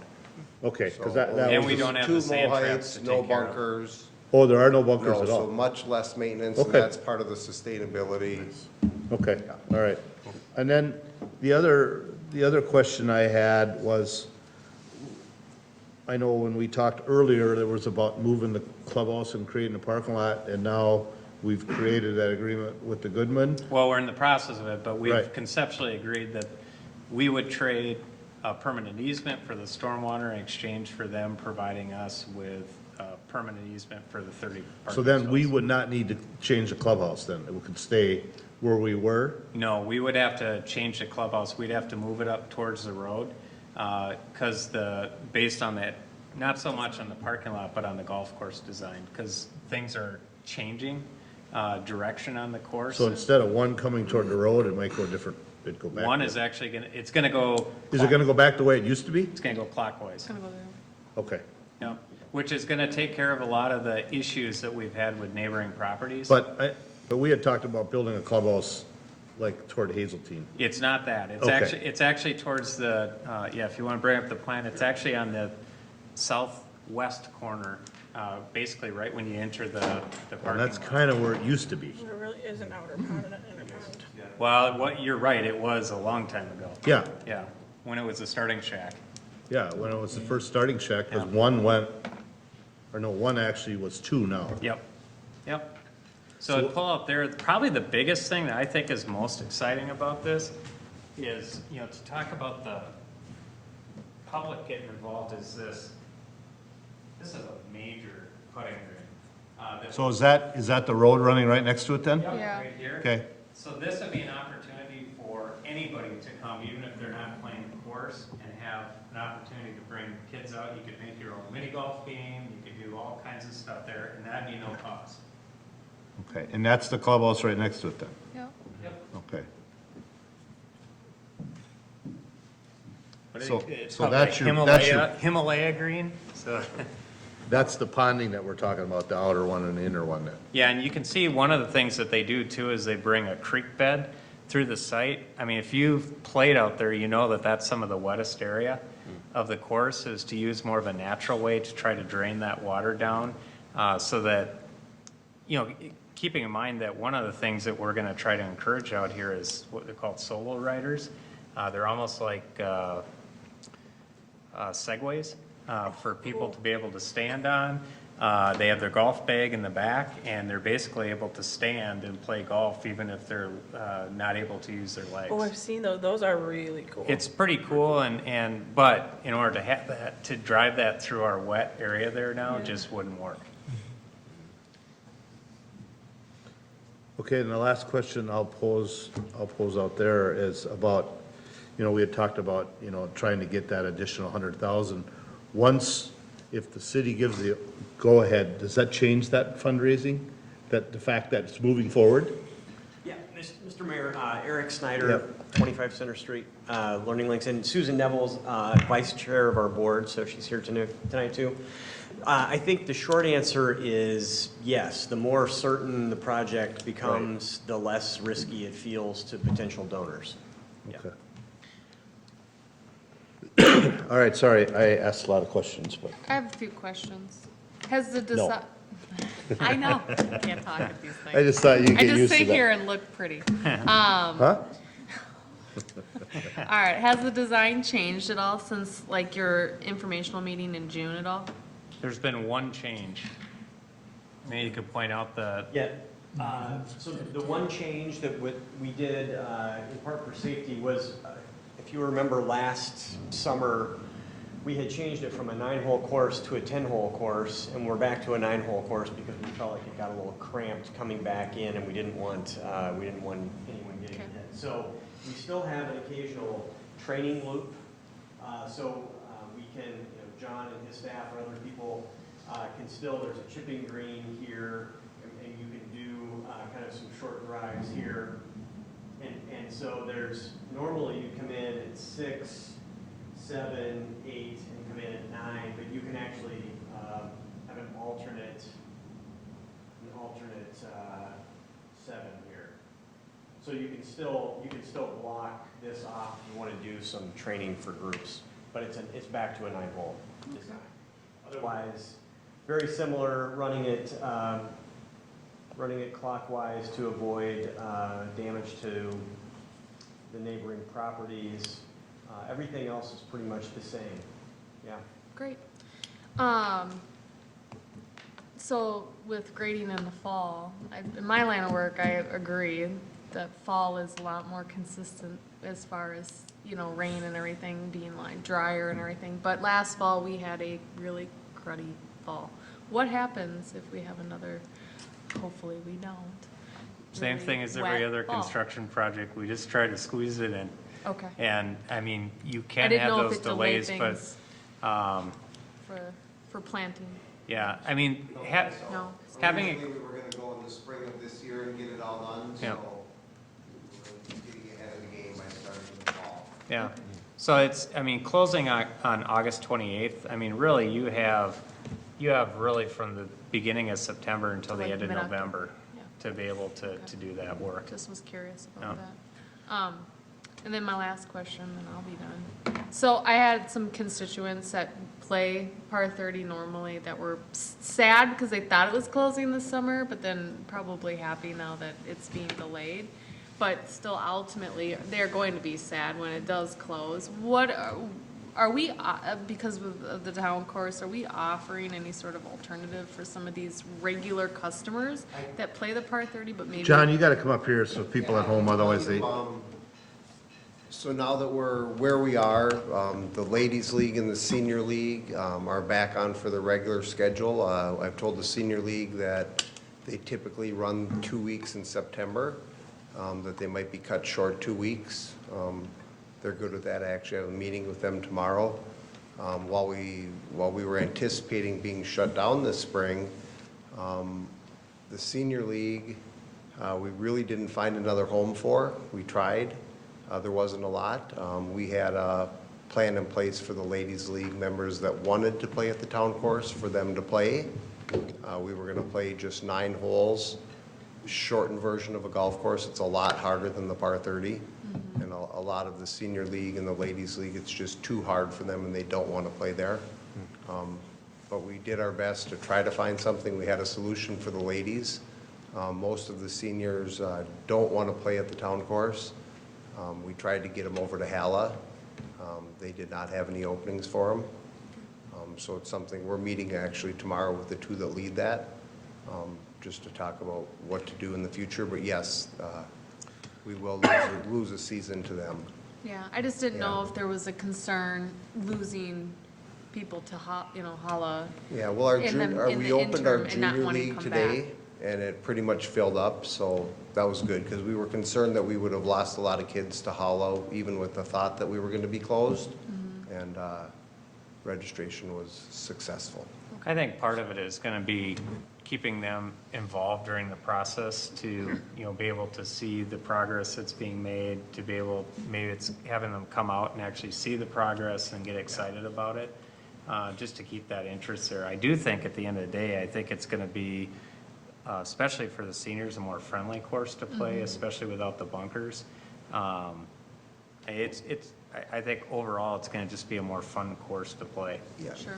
Those that are sad, that's what I try to stress to them, is that, be patient, because you're going to have a much better product and much more enjoyable in my eyes.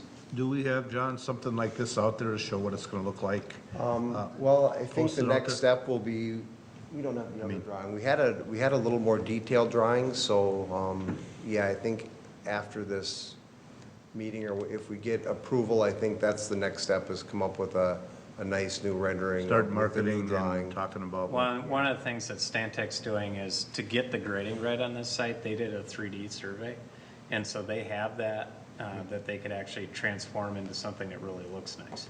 Yeah, and Eric, that's really a requirement for Learning Links to go out and fundraise, is to have those nice visuals for people to see. And now we'll be able to give them something that's not just a vision, but that is a reality that we're going to build. Thank you. On a side, John, don't sit yet. On a side note, stand there, young man. Is Hala, is that gonna stay open during the 101? And is that closing? I've heard no, and I've My heard understanding, the yes. people I talked to was no, they might have to reroute a hole. One golf hole is what I was told they're I've heard gonna the have same to. thing. Yeah, I can They're believe it. That's what I originally heard, but then I heard that they had to take 2 holes and they didn't think they could sustain it. I heard those rumors, but my conversation and talking to them about the senior league is that they were opening and they were just gonna reroute one hole that was being affected by the construction. All right. Yeah, but that is just what I've heard. Because that's gonna be, if that would be the case, they'd be closed and we'd be closed at the same time. That's true. Because it would be not this year, because this year is just major grade. It would be next year when they're actually building the roadway. And then that's when we would be down as our grass is growing. So, that's why I was just curious about, if they both go, then what happens?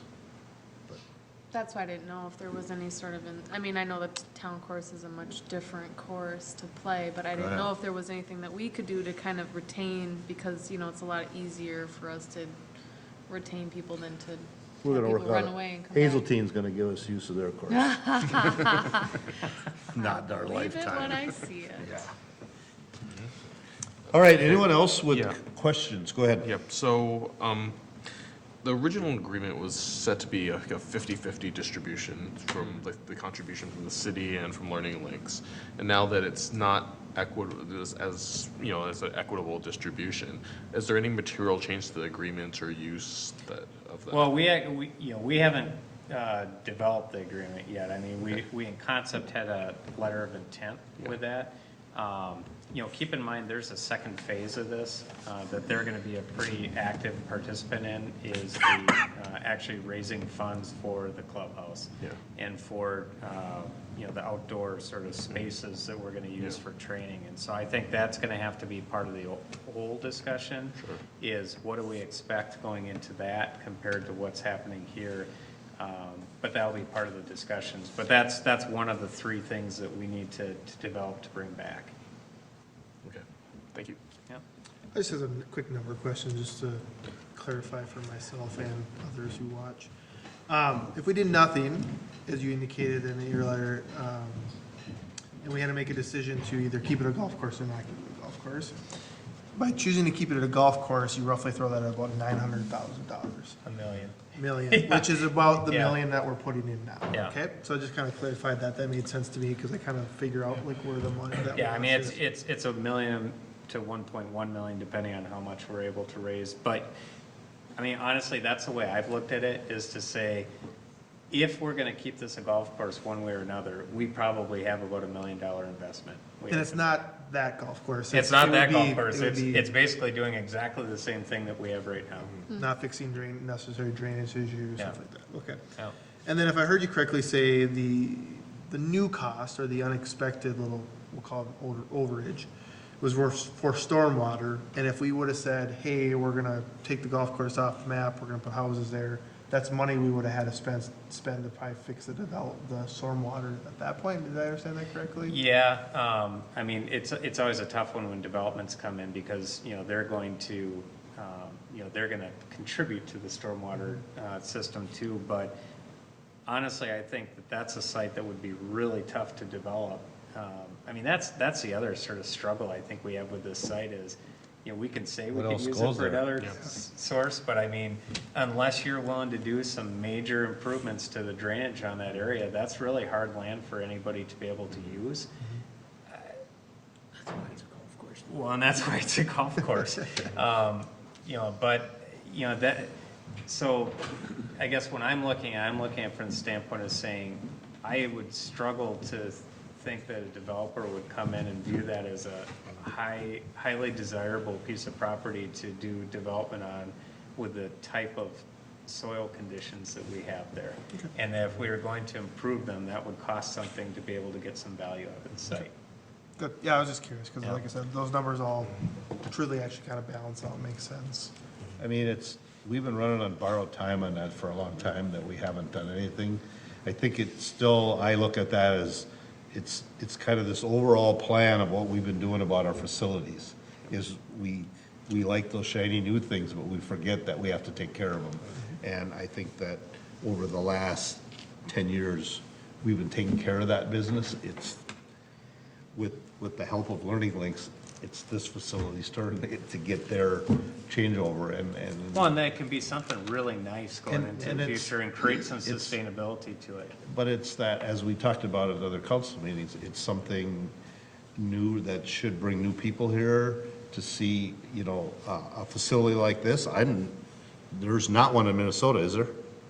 No, so we would be that first of its kind in Minnesota, so it's another one of those things that this is a destination to come to see this.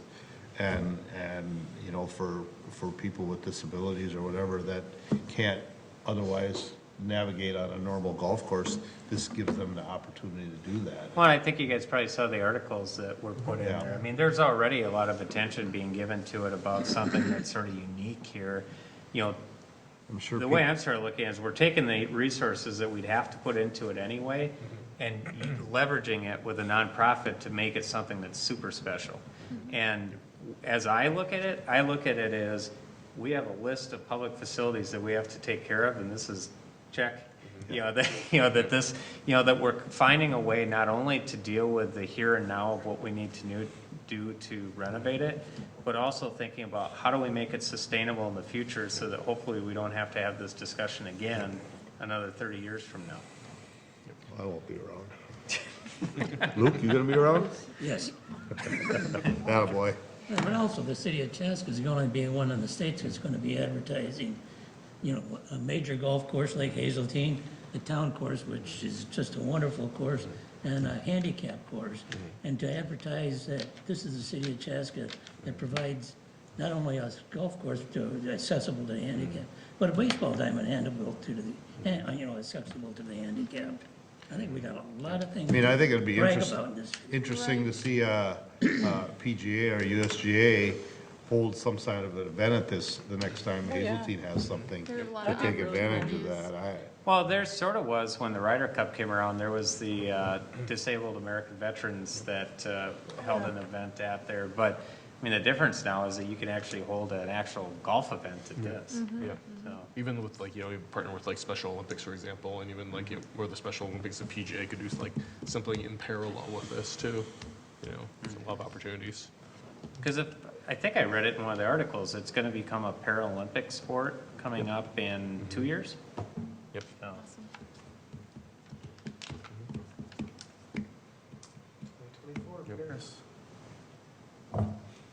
4 years. 2020. Is it 2022 already? It feels All right, other questions on the golf course? I make a motion, we approve the Chaska Par 30 Learning Links of Chaska project. I'd second that. So I have a motion by Councilmember Hubbard, second by Councilmember Grah. And I'm going to go into discussion. I just want to give Eric, and I'm sorry, I already forgot, I'm terrible. If either of you two have a comment before we move on, I was just going to do that, but she beat me with the motion, and we're fine. They've We're sat here we're in long it. enough. I didn't Yeah, want to torture we're in the discussion phase, but I just want to offer you that opportunity if there's something you'd like to say, so. Sure. Mayor, council members, thank you so much for listening to our cause, for being interested. I am a resident of St. Paul, and when I, Oh, sorry, was that all loud? and I come over to these meetings and to all of our meetings over here because I am so excited about this project. I have 5 children. I learned how to golf last year. My husband loves the sport, and I see the goodness it draws out of people. And when I imagine others having an opportunity to learn it, I see us coming over to Chaska from where we live many times throughout the golf season. I also just want to affirm to you the support of Learning Links. We are fully behind this. There's 7 of us with lots of experience and other connections when you talk about programming, linking into the Paralympic sports, linking into PGA. We have lots of connections and lots of enthusiasm, so thank you. Great, thank you. Thank you. John, any last comments? Very excited. He said very excited. They can't hear you at home when you say that. Our 1.2 million viewers. I think Matt commented, you know, if we were to spend $1 million and just do what's needed, the customer would not notice a difference. We'd have the same product, just with $1 million put into it. And expect the same result. Yeah. And the I same- mean, we're, yeah. My fear is that the irrigation would go out in June, and then we quick Might go throw, out this June. we quick throw a quick irrigation system in there, and then we go and tear it all up and start over again. And that's what's always scared me a little bit about this, so I get it, it's a lot of money, but I think that we're building something very, very unique that I think is another one of those things that draws people to Chaska. We just heard testament to that. So I think that this is exciting. I didn't, quite honestly, I was a little thinking that we probably couldn't pull this off, but it's excited to be here at this phase and to say that we're this close. And really, I know we've talked about that, what is it, roughly 300 or 350,000 more than what we had talked about, but for rough estimates, with not having anybody really go in and dig down deep, I think that early estimate. it actually wasn't that high. That early estimate was really pretty close, so whoever did that, if that was you folks or whoever, really came out pretty close. Even, like I say, I get 350,000 is a lot of money, but really for taking a stab in the dark, that's pretty close to when you get down to where, it's just like our road projects, you know, we talk about this is what they are, and until you really get down to the nitty gritty, you don't know where you actually end up, and I think all in all, that we were set up really pretty close with the numbers, you know. And I think we're very confident after having Stan Tech go through this thoroughly as they did, that we're much more confident in those numbers. Yeah, I talked to Eric Lemke about it, and he says that he feels good about it now. Well, and Stantec is pretty engaged with it. I mean, they're actually gonna be one of the contributors to help That's good, it's about time we get money. support it. So I mean, so they really believe in this project too, so you know, Well, they they're all sort of. golfers. What's that? They're all golfers. They're all golfers, and I We think know they that. sort of view that this is something that maybe they could gain some expertise in going, Right. Yes, you know, forward. exactly. So, you know, we did have a really creative solution to the irrigation. I'm not Rain? so sure that Mark Moore's liked it, but we did say we could just buy hoses and they could go out and they could just spray. That's what I was thinking. Spray Have the some course. sprinklers. Make it a kid's event. And one other thing, you know, Learning Links, it's their vision that this model could hopefully be replicated in other parts of the country based on its success. Just not in Minnesota, so we can say it's the only one in Yeah. Minnesota. We won't be the only one I know, eventually. which we shouldn't be. We can be the first. Collaboration over Can't take that competition, away. John. Well, thank you all for your comments, appreciate that, but I just wanted to get your feel for that. Like I said, I think from the last time we talked that we're, as a council, we're over excited to see this happen. I mean, especially with just the condition of the current course and what all needed to be done, so I think it's exciting, and I'll offer anyone else that wants to say anything, because we do have a motion and a second on the floor, so. Mr. Mayor, Learning Links, I say thank you, because they started in February, I think, of 2013, and it's finally going to be here.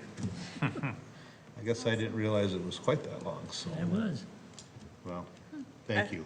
Yeah, I agree. Thank you. Thank you. I follow someone on social media that, he's paralyzed from the hips down, and he loves to go to, I don't know him, I literally just follow him on social media, but, he's out doing stuff like this, and I just can't wait to like message him and be like, hey, come to Chaska. I think he lives a little further north, but he comes to all these sorts of things, and I can't wait to be like, hey, come to Chaska. I think he has like 1 million, he has a lot of followers on social media, so it's those kind of people that are gonna be cool to bring in, so. He uses one of those carts you were talking about to go Solo golfing. riders. Yeah, it's pretty cool. Yeah. Awesome. All right, last call, otherwise I'm going to call for the vote. All right, again, we are voting on, help me, a motion to approve project budget for the Chaska Part 30 redevelopment project. And then now we got to develop a formal partnership agreement with Learning Links, solicit bids for the contractors for the project, and submitting all the necessary permits to allow the project to move forward. So again, and the resolution number is? No resolution. No resolution. So that's what we're voting on. So, all right. All in favor signify by saying aye. Aye. Post same sign. We're gonna get a new golf course, folks. Thank you, guys. Thank you. All right. Thanks. Thanks for being here. And then as soon as you get some nice renderings, it'd be nice to start having those floating around here. And I still think we need one in the par 30 for people to see what's coming. Yeah, and just so you know, the last rendering, we had one at both facilities since we've had them. Okay. Great. And I'm always available for questions, if any of you have questions at any time. Even tonight at 10:30 when I get home? Yep. All right. Wow. I might, well, we'll see. I can see that. Mayor, nope. Hour and a half. Phone's off. All right. Moves us to 7C, adopt resolution 2020-18, approve public improvement hearing. No, sorry. 7B. B. Yep. Adopt resolution 2020-19, joint powers agreement for county, state aid, highway 18. Mayor and Councilmember, the item in front of you tonight is something that Thanks, Eric. Thank you. That we expected last summer, but actually is happening this summer, is the reconstruction of Highway 18, so Lyman Boulevard, basically from where it ended in Chanhassen, which is over on Galpin, all the way to the end of Lyman, which is basically on the west side of Highway 41, before you get to the big ravine there. As part of this is a county road project, but there is a city component to it, and it's not just Chaska, it's also Chanhassen. There was an agreements that were entered into several years ago, this is probably 20-some years ago, that talked about how the funding was going to occur with the different elements of Lyman Boulevard, as we went from basically all the way over to Powers. I don't know if it went that far, but Powers and Audubon and everything past the Chanhassen High School, and now eventually this way, how each section would be taken care of. So Matt's here to talk just briefly about the project itself and what our cost share would be for the different components of the project.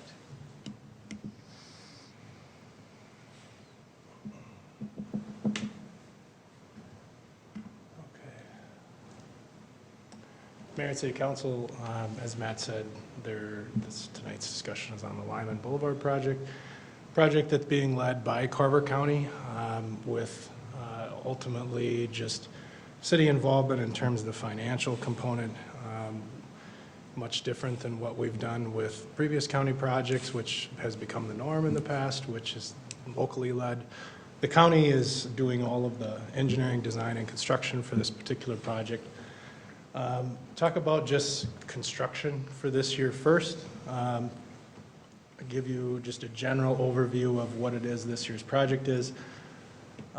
Currently, Lyman Boulevard is a rural section road, has ditches, there's no curb and things between what's defined as the scope of the project between Galpin and all the way to the west to where Lyman Boulevard currently dead ends.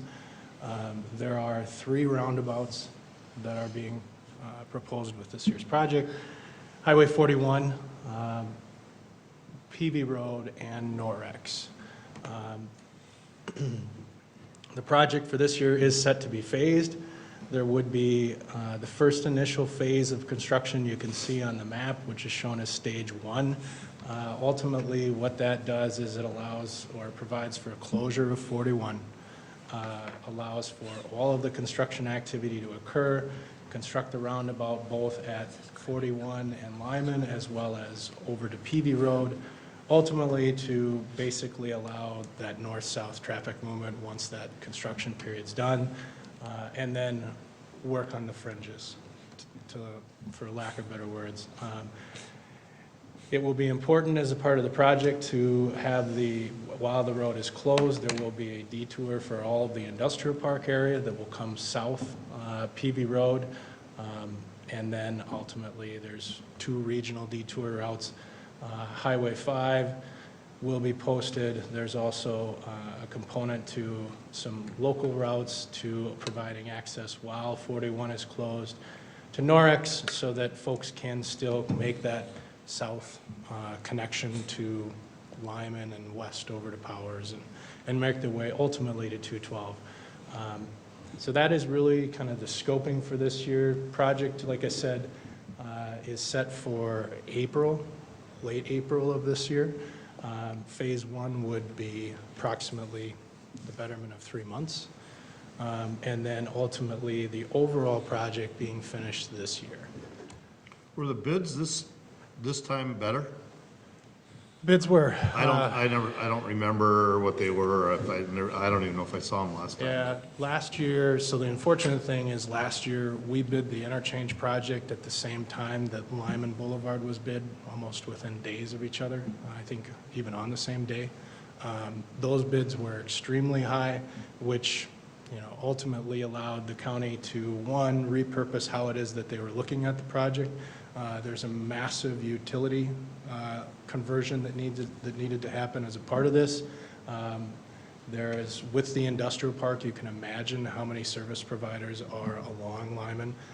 So over the course of the last year, all of the utility groups have really come together and worked on a plan and been converting the overhead to underground as a part of that whole process. So ultimately what that does is it allows the projects to, one, speed up and go a little bit faster, and then allows the sequencing to be kind of, with this year's project, the flexibility for how much construction can actually get done with phase 1. So the moving of all the utilities, that's the utilities cost to bear anyways, right? Correct. We don't get reimbursed for any of that, do we? No. I didn't think so. No.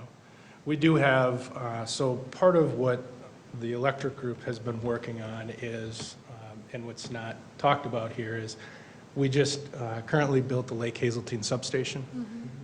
Part of those upgrades with the Lake Hazeltine substation are being implemented with this project, so it's kind of creating that long-term impact of what it is that we had kind of targeted, as well as we do have all of the upgrades that are being programmed this summer for Highway 41 with our overhead conversions where we need to create that distribution and reliability. So you're correct, we are not reimbursed for those costs, but it is part of our system. Some things we were gonna be doing anyways?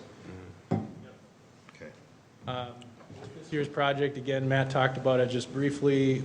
The unique piece in this area is Norix and PV are really what we call as the most northern zone of our water distribution system. We currently serve all of the industrial park north of Lyman via what we call as the Arbor Park Booster Station. And the way the system was set up a long time ago was that there is a single feed that comes out of the Arbor Park Booster Station that provides both the reliability, fire protection, water supply to all of those industrial parks by a one-way system. What we had targeted with this year's project, or what's being proposed, is to provide a redundancy to that system, so not essentially living and dying on one pipe, but also having kind of a two-way feed to give those customers, at least in the industrial park, that reliability for what it is that we provide them. So that is the water main component for this year's project. I just talked briefly about the agreement. There is a cost share, and it was included in the packet, which we'll get through, but essentially there are 3 components to how it is the agreement was set up. Again, Matt talked about it previously. There was an agreement in 1994 that really was set in place when both the cities were able to use tax increment financing. That agreement has since expired, and a new agreement was put in place with 2007 for how it is that Galpin, or essentially when the Chanhassen School was constructed and Powers was reconstructed, or excuse me, Lyman was reconstructed through that piece. That is the general nature of how it is that the cost share participation was truly developed and is really being programmed as a part of this project. Starting on the west side, the segment that's shown in green, those costs, again, and I'm just going to talk through generally, is that the costs in green, the way those are programmed in the overall cost share is that 100% of the street and right-of-way costs are, for the segment in green, being covered by Carver County. The segment that's shown here in red, which includes all of the upgrades to 41, Carver County, as well as federal dollars that were received for a TED grant back in 2017. Those are covering the costs of what's included here in red. The segment in blue is ultimately where where the city's cost share is proposed to come from, and again, it follows the trends of what was included as a part of the previous agreements. Again, the scope of what's in blue takes it from 41 in Lyman and extends over to just tying down or touching down to what was constructed previously east of Galpin. And again, part of those commitments back in 2007 were ultimately for how it is that right-of-way was going to be taken care of and who was responsible for the road costs. Those cost shares, again, previous agreement, the city's cost share for Lyman Boulevard was much more. There was a previous cost share of a 45-45-10 split for how it is. Again, there's a masquerade of how it is. All the numbers were essentially tied together to be equal. The city's cost share for what's shown in blue, and again, talked about it before, is what's in blue is about 10, it's 10% of the overall road costs and things that are shown. The city is always 100% responsible for the utility costs. And again, those costs are shown down here, which is the summary of cost shares. 1.1 million is approximately what's been programmed for total project costs of what it is shown in blue for the city's portion. And then there is a trunk utility component of 454,100. So again, what it is that's being proposed for a overall cost share split really follows very closely to how it is that the master agreement and the amendments that have gone on over the years to the Lyman Boulevard corridor in and of itself. So, take me back to the map that has Norix on it. That one. Now, we're not responsible to that all the way over to Galpin, are we? Say that again. We're not responsible for that portion all the way over to Galpin, are we? So Isn't that Chanhassen area? Yes, that's correct. We're responsible for the portions of the within city, within the city of Chaska. Yep. I just wanted to be clear on that, because you Yes. said the blue was our responsibility. Yes, I'm sorry. Okay. Because I knew Chanhassen had a small piece of it, and they didn't want to be part of it for a while there. Apparently that's changed, but. Well, you still don't want to be a part of it, but. Yeah. We're moving, we're building a road. Yes. We're building a road. Any questions about this year's project? And the communication's been out there to the businesses for their truck traffic, and they got all that. I mean, that's really the thing. I know when we were out there a few years ago for that business expo, and we were talking about this, and a lot of the places didn't know anything about it. Yeah. But, so I just, that's really the key. Again, it just goes back to the communication piece. And I know we're not the lead. That's the challenge. But they don't call the county, they call us. I know where that goes. So the county has hired HDR, who is a consultant firm who actually, HDR. HDR? HDR, they're actually the communications team that most recently did the Highway 41 expansion. So when we rebuilt from 212 to just beyond Pioneer. They were the group that, the consultant team that was really doing all the public engagement, social media, kicking out all the detours and things. The county has onboarded them for this project. All right, good. It's a good sign.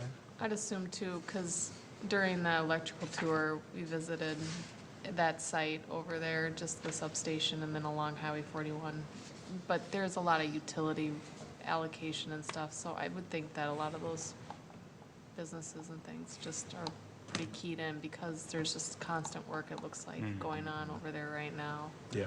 And just on a fun comment, we're going to be in competition with Waconia for the number of roundabouts, Yeah. it looks as though. So I it's know. very, very nicely done. It'll be very reminiscent for me driving through there. We were the so- first in Carver County to have roundabouts. So, Clover Ridge. Clover Ridge. but are they Yeah. as small and scary as Waconia? No. Yeah, this is a big one. So, Yeah, the one on Lyman looks huge on paper. Yeah, it so does. quick question. Now, in the bigger scheme of things, this would be, if I recall, this would be like one of the southern connection points for the Arboretum area transportation plan's proposed alignments of 82nd Street going east-west, right? Correct. Yep. So this would be that piece, one piece of the puzzle that's getting done because it's, it's funded now and all this other stuff. So effectively, when 82nd Street gets realigned and redone, that would basically continue over for that green section over to the left, connecting back in where 82nd Street is, and that would Yeah. get redone all the way It's east-west. a long bridge. Yes. It's a long ways. Yeah, Yeah. that's a long ways. It's a big ravine. A lot of roadway Deep that we bridge, built. yeah. Yeah. And there's also between two Chaska homeowners, too. Yes, yes. Yeah. Unrelated, but somewhat related to 41, is the plan, would this, because obviously roundabouts typically slow traffic, does this solve some of the issues on the PV Road 41? Turning left out of that is almost impossible sometimes, and I'm just curious. This won't solve that, but a development plan that you're probably gonna see this summer will. Okay. Yeah. Yeah. I still think the sight lines make it challenging, Yeah. and I don't know if they can correct that sight line. I don't, it's, you got just coming out on a curve that's 50 miles an hour. So I think that, to your point, I think it was fair. It was something that when both the city raised to, as a part of the overall process, is the industrial park right now, there is a signal that's at 41 in Lyman. And oftentimes, those signals, sometimes people short circuit and try and go around with the path of least resistance. The PV intersection is very difficult, to say the least. With the roundabouts, one of the things that will be available is that they'll constantly move traffic. And instead of having just a simple side street stop control, which most people operate at this intersection today, Lyman is very busy during the peak, and it's a 50-mile-an-hour road. You'll have much more gaps and availability to go north, to go south, or north at 41. Well, and also during the busy times, that's when 41 is getting more preference on the stoplights right now. So with the roundabout, that sort of takes away that issue, and everybody's getting to move at the same time. I mean, because that light, that one and the one up at SA to the north of that, you can sit there forever. But MnDOT checks them. They're all in line. That's every time I bring one up, they check them. They're all just fine. Yeah. So you sit at the Legion to try to get off of 4th Street for 5 minutes. That's when you have your sister jump out the car and. That's hit the- right, push the Push the button. walk button. I've seen How you that do a lot. that? Light? I need a sister, though. Yeah, it is a little awkward when you don't have someone with you. Just roll down your car. I need an Opticon machine. Hey. Grab a stick. All right, let's get back on track. Do we have any questions for Mr. Matt? Like I said, I think that this is a project that's been needed and fixing up in that area. So our total cost is 1.5. It's a lot of roadway. Yeah, it's, I think the total project costs I included in the packet were about 10.5. So, our portion's pretty relatively, minor in consideration to what the council. So with us at about 14%, then we must have got our The county must have lowered their cost shares? No. No. It's because we paid a lot more over to the east. When we did Audubon and Lyman over there back in early, mid-90s, whenever late that 90s. section was done over there, our cost share over there was significantly more. This was like our break on the Lyman project. So which road are you talking about they did? It goes all the way down to Audubon and Lyman by our Bluff Creek substation. Oh. You know that T intersection? Yeah. Yeah, so why would we be assessed over there? That's Shannon. That was all part of Like this joint powers whole thing. deal. Back in '94, when the agreement came together, it was Chanhassen, Carver County and Chaska. And we had a big component of that project over there, and so, Apparently it wasn't very good because we're back here doing it again.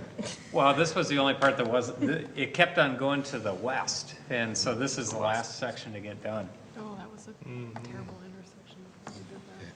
No, they haven't changed their cost share policy. Right, well, I knew that we were working on that, I didn't know. Yeah. Because I thought it was closer to a higher number. Oh, much higher, Yeah. Yes. like sometimes over 50%. Yes. All right, anything else for Matt? All right, then I would entertain a motion to adopt resolution 2020-19. So moved. Motion by Councilmember Wong, Second. second by Councilmember Hubbard. Again, adopting resolution 2020-19, a joint powers agreement with the county state aid for the county state aid Highway 18 Lyman Boulevard. Discussion. Hearing none, all in favor signify by saying aye. Aye. Post same sign. Motion carries. All right, so that ends our action items, correct? All right, we move on to item 8, bills. Questions? I was gonna say question. Oh, I'm just waiting for you to go. Okay, so page 4, Earth Networks. I know they provide digital provider of weather data. The weather service that's provided, is that like digital signage or is it something else? And do we have access to it from like multiple services? No, this is our weather service out at the golf course. Just the golf course, so like Yep. fire and police can't use it for anything? Yeah, this particular one's at the golf course. Okay. And then page 5, Joseph A. Pollant Jr. This one's a frame council and mothers something. I'm assuming it was the frame for. I think it meant big mayors portraits. instead of mothers, is what I. That's why I was like the mothers threw me I thought it off. was weird. I think there was a typo and they meant mayors, because that would make sense to frame the mayor and the council. Right, but I thought that was weird too. I was just letting them go. Which page is this on? It's the Page last 5. one on page 4. Yeah. Oh. So that's like the spell check did it wrong. Probably. Wait, that's what I thought that was. Because, yeah, I that's- just assumed it meant mayor. Yeah, I'm- that's How long has supposed- that been up, just out of curiosity? How many times have I walked in here and missed it? Probably Probably just Since one it was meeting. taken. a meeting. No, It wasn't that long. It's pretty recent. It's Oh, been yeah. Okay. Maybe like a week. Yeah, I saw it still sitting on the I desk just last looked up week. and said, Yeah, oh, I was bet just gonna that's our new say, picture. Last week I noticed Just it. curious. It was this Yeah. for sure there last week. Yeah, Get a it's, picture it's, with the picture. it's You that know, frame. you know We were sitting in why? that Because room. when we were sitting in here for Yeah. the chief interviews, that's when Yeah. I noticed it. Oh. So that's Yeah. what I felt like too. Okay. Let's see, page 6, the one for Interium. It's a replacement window for UB something, but Yeah, What so was that that would have been for our front desk downstairs. There was a slide-in window to deal with closing the counter at different times. UB stands for utility. Utility billing, so Thank it was their desk downstairs. That was a tough one. What's that? I could not say utility billing. Oh, Grab that water. Now I got it out. I'll take city acronyms from 100, please. Yeah. Page 7, the Minnesota Department of Natural Resources has a license for utility to CR. It's kind of strange that, just trying to understand what that one's for. yeah, I believe this is for a water utility. I can check on that, but there's lots of things we have to do through the DNR for a water. but It's I'll- for the license to cross permit that we're required for obtaining when we do Beach Street under the Oh. bridge. Oh, so where Beach we Street. extend utilities underneath East Creek. So this is part of that street reconstruction we were just talking about then. This is to fix the extension cord that just currently runs underneath it. Yeah. Okay, there's page 11, there's this, under Utility Logic LLC, there's this skid for push camera. What's that camera used for? Probably in the sewer lines, Yeah, I was gonna say that, that's likely the, I'm guessing. yeah. I'm just still pulling it up here. Okay, and then the last one here, page 11, Westco Distribution, there's one for cross arms. Cross arms are for utility poles. Oh. Yeah, yeah.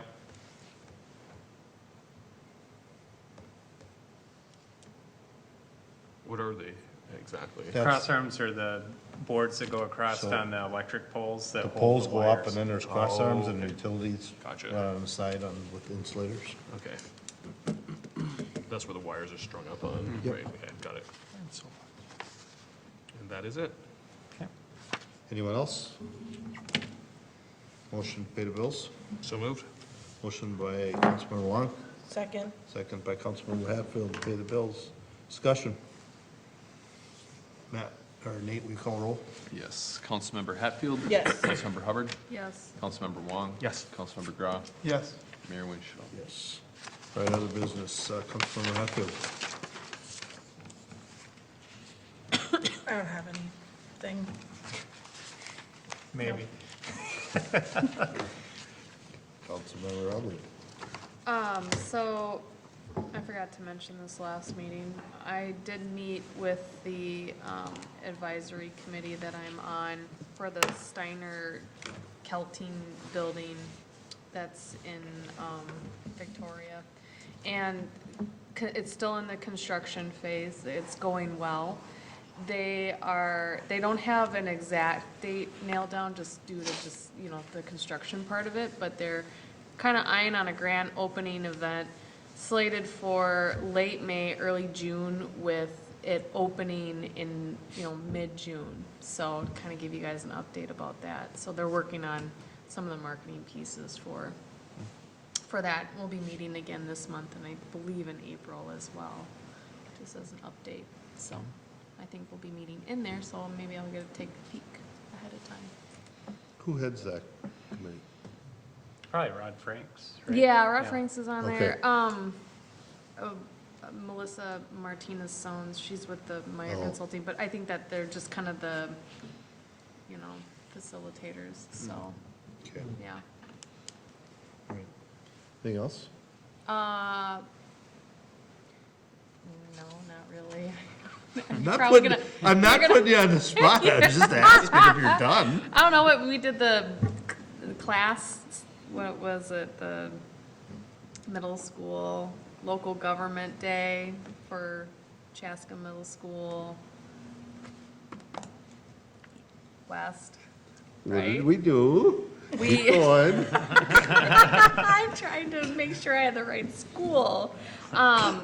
We were The old high school. grilled intensely. No, I'm just kidding. No, we did a Q&A with the civics Seventh class. grade. Is it seventh grade? Seventh grade.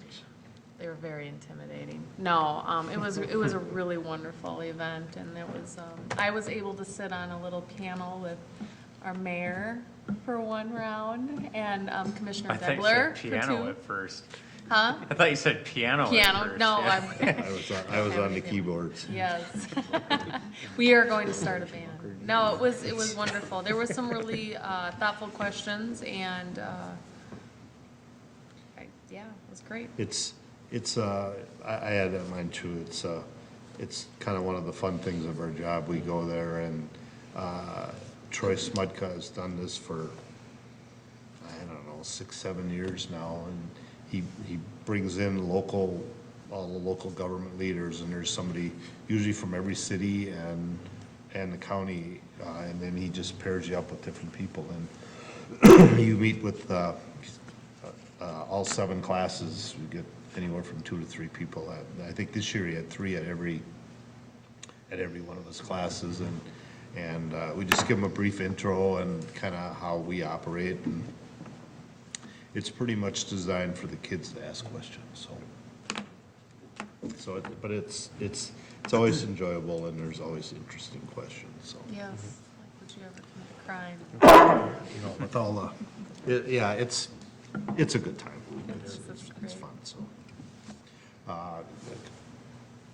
Councilmember Wong, myself, and Councilmember Hubbard were there this year. And if you get the opportunity in next year, which they're good about sending it, if you have the opportunity, it's always fun to do, so. And he gives you pretty much any time, and if there's only a certain time you can do it, he's pretty good about putting you in that time frame. Yeah, yeah, that's great. So, all right. And it's Super Tuesday tomorrow. Otherwise, that's it. Super Tuesday, and all of our normal polling places are open. Yep. And they're open from 7 to 8 p.m. That's right. So everyone has an opportunity to get out and make sure that you do your duty and go out and vote. This is a weird one. We haven't done one in 30 years, presidential primary. So you will have to make a decision which party you're voting for, because you have to ask for a certain ballot, so. We'll just leave that at that. And you're done? That's it from me. Councilmember Wong.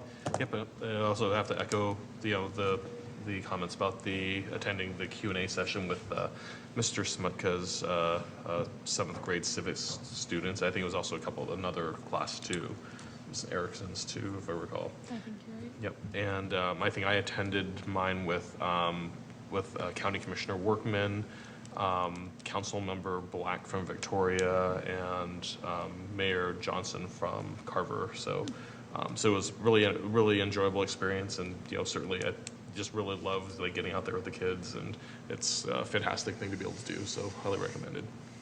And also well put together by Mr. Smutka too. Yes. So one thing I did ask staff to do was to include some slides that we had from the Suburban Transit Association. It should be in the tail of your packet. Basically, these are the slides that were provided to legislators at the legislative breakfast on the 18th of February. And so I want you to have this for reference, so that way you're familiar with what the ask was to legislators. Basically, there's 5 different items in there that were of significance. And I could go into more detail if you guys can ask questions, but the key thing here is that there's a number of things that we're not funded for right now, and there's things that we're looking to the legislator to help provide gap funding for some of the things are safety and security measures, some of them are basically just funding to maintain general operations, the current service levels without cutting routes.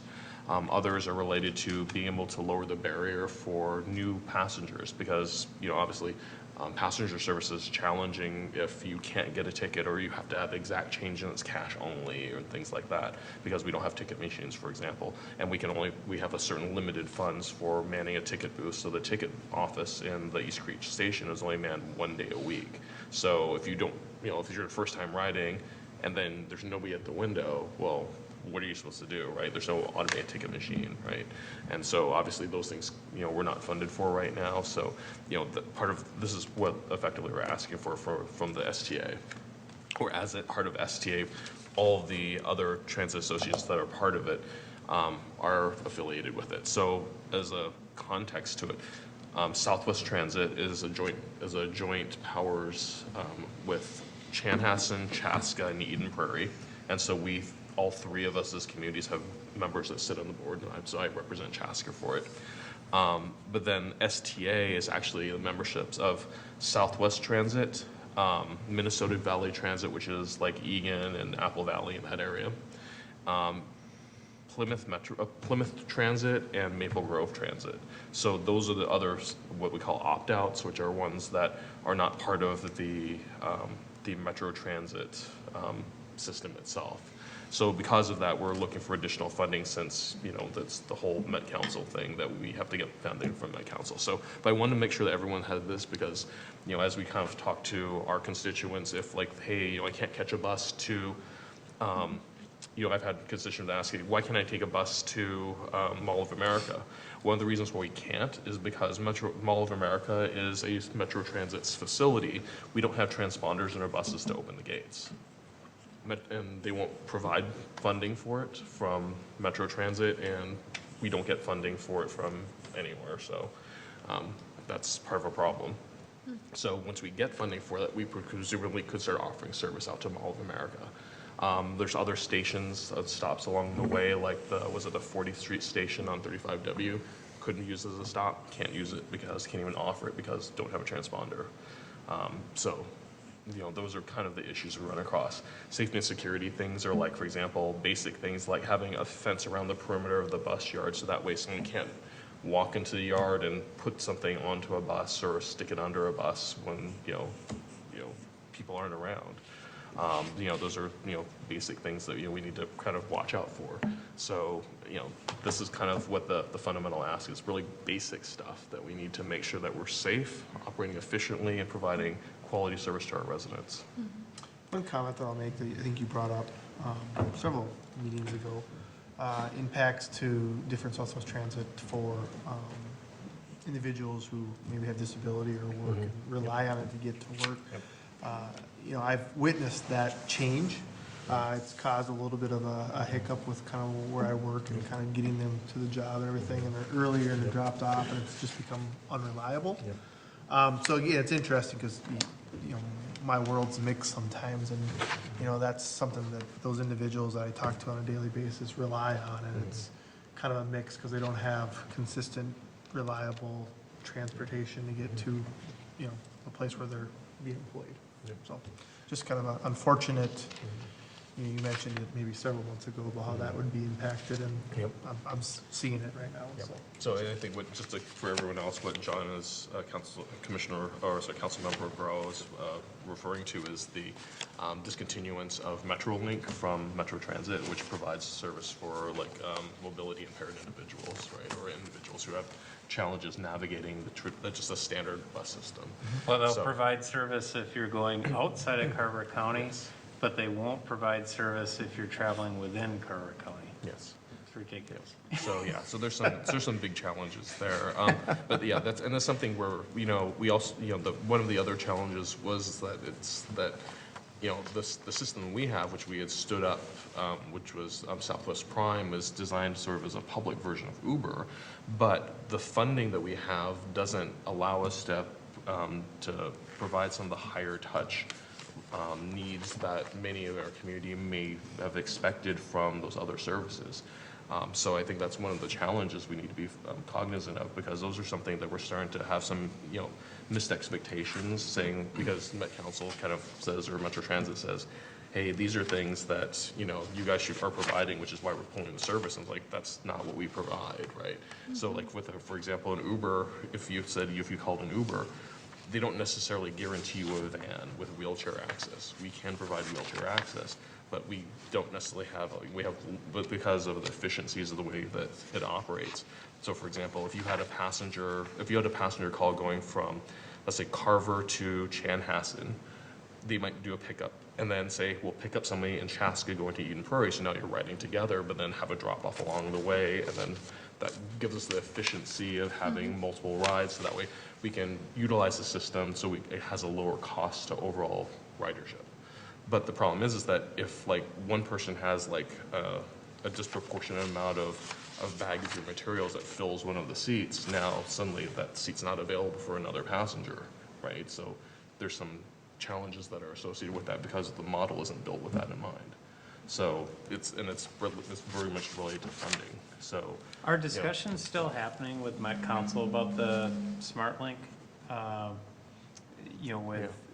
or the MetroLink, with sort of the issue that John brought up? Because it's one that I still get emails from people saying, this is a real issue for me. I can't get to work. There's a reliability issue that I could count on MetroLink. Now I can't. It's just Southwest Prime's not set up that way to be able to do it. Is that something that discussions are still ongoing? Is that something that would be helpful for the cities to become involved in? I'm just very curious, because again, that's something I still get emails on. Yeah. Is that the internal piece or the external piece? Moving the internal in the city, within the city? No, anywhere moving in Carver County. So Basically, if somebody lived in Chaska and had a job in Shakopee, they could take Metrolinks or SmartLinks from Chaska to Shakopee, and they could schedule a ride that's specifically geared towards people that may have disabilities. But if they wanted to do that same thing and go from Chaska to Chanhassen, they can't do it because Met Council has said, well, you guys are providing Southwest Prime, and in essence, you guys are providing that service, so why should we provide a similar service? Well, the problem is that Southwest Prime is not a similar service. It's a very dissimilar service, and my take on it is there's an argument going back and forth about, is it similar or is it not? And that's sort of stopping from being able to address the real issue, is that there's some people who can't get to work. Yeah, because you can't schedule the same with Prime. Yeah, you Prime can't Way. schedule it the same way that you do the SmartLinks, where I'm sure And like he employees that talked you've about the had have been efficiency able to say, factor. well, I'm That's gonna get why, picked up right? every day at 7 o'clock, or I'm gonna get picked up every day at 8 o'clock, or. Because I was told that Metro Mobility will cover that piece so it's, you can schedule it from Chaska to Eden Prairie, right? Yep, but you can't schedule it from Chaska to Chanhassen. Well, Eden Prairie is But with why the not Well, Chan- wait, no, You Chaska, cannot Eden Prairie, you can't because that's Yeah, Southwest so you'd have to go to like, say Bloomington. Yep. That would be covered under, Prime can do that then. No, it's Metrolinks, is that what it's called?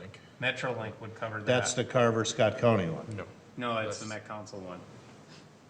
Well, what's the Carver and Scott County one called? That's SmartLinks. I think it's See, called. that's the problem, it gets confusing Yeah. after a while. That- But when I asked that question, why is that? But I was told that Metro Mobility. Metro Mobility, which is the metro area, is supposed to cover that. They will if it's outside of Southwest Transit's service area. And they also meet certain eligibility requirements, because they have to be pre-approved. They basically said they won't do Southwest Transit's area anymore because they said Prime is the exact same service, which it's not. See, I heard it different. There's some piece of that that's different. That, we'll just have to, I'll have to get that figured out, because I heard, because when I questioned them and saying that, and I was told that Metro Mobility will cover the piece that we can't do anymore. And that's not sounding like what you heard. So I'll have to re-ask that question. Yep. It would be good to clarify, because if we need to get the word out that they are covering the piece, then we need to make sure that people are aware of that. Yeah, because there's a group of people in our community who are, I view, sort of most at need. They're being sort of left in the dust on this one. Absolutely. And that's a problem, they have discussions with the MRCI and, with, other groups, because it's a problem, it's a real problem. So, yeah. So anyway, so. 'Cause I brought up MRCI and they said that the Metro Mobility should be able to handle that then. So I don't know, I don't get it. That's the confusing part. Yeah. Start throwing all these things, one says this and then you say, then the next person tells you completely different. So this kind of leads into the other topic, which is that, because of the Transportation Alliance meeting with the legislative meeting on the 18th, I think, just talking with Matt about this earlier, is that we'll probably want to, have like a slide or something that, talks about our priorities that we can give as a handout, and they'll probably be around the Highway 41 reconstruction as well as the Southwest Transit needs. Yep. So, only other question I had was, so I was in Chipotle, which I know is a huge surprise. So, Chipotle. So there's a sign on above the register in Chipotle, it says liquor license pending. Oh, yeah. But I haven't seen anything, so I was kind of curious how long it takes to get a liquor license. I think I've seen it there since they've opened, which was kind of a while back. It's been on there for a while, you're right. It completely depends on how quickly they get us information. The biggest challenge we have with liquor licenses typically is stuff comes in piecemeal for the actual investigation into it. And so, application's incomplete, you get back to them with what you need, it takes them a little bit to get back with what you need to review it, sometimes they don't have that. So it's really dependent on how complete the application is when it comes in. I'll find out specifically about that one. I had actually not heard, I don't know, Nate, if you had or not, but that's one that I have not They just put it up there to like. It wasn't like I was, appease their customers. Yeah. just to be Don't clear, I ask wasn't like looking questions. for like a beer at Chipotle or anything. It was just. Do they I was- sell alcohol at Chipotle? Yeah, they do. Yeah. But I was more curious than anything else because I just seen that sign for a long time, so I was just kind of wondering. I was like, is there something that is on our side, their side? I don't know, just wondering. I mean, no one asked me, so I was just kind of curious. So There's a lot of fast food. We know what you were really looking for. a taco and the beer. Taco and a beer. That's the whole point of it. Anything else, sir? No, that was it. Thank you. Councilmember McGraw? I just had two quick things. Just a reminder, I said it last week, but it's still coming up. Chaska Community Center Carnival is March 6th at 5:30 to 7:30 at the Chaska Community Center. Fun time is had by all.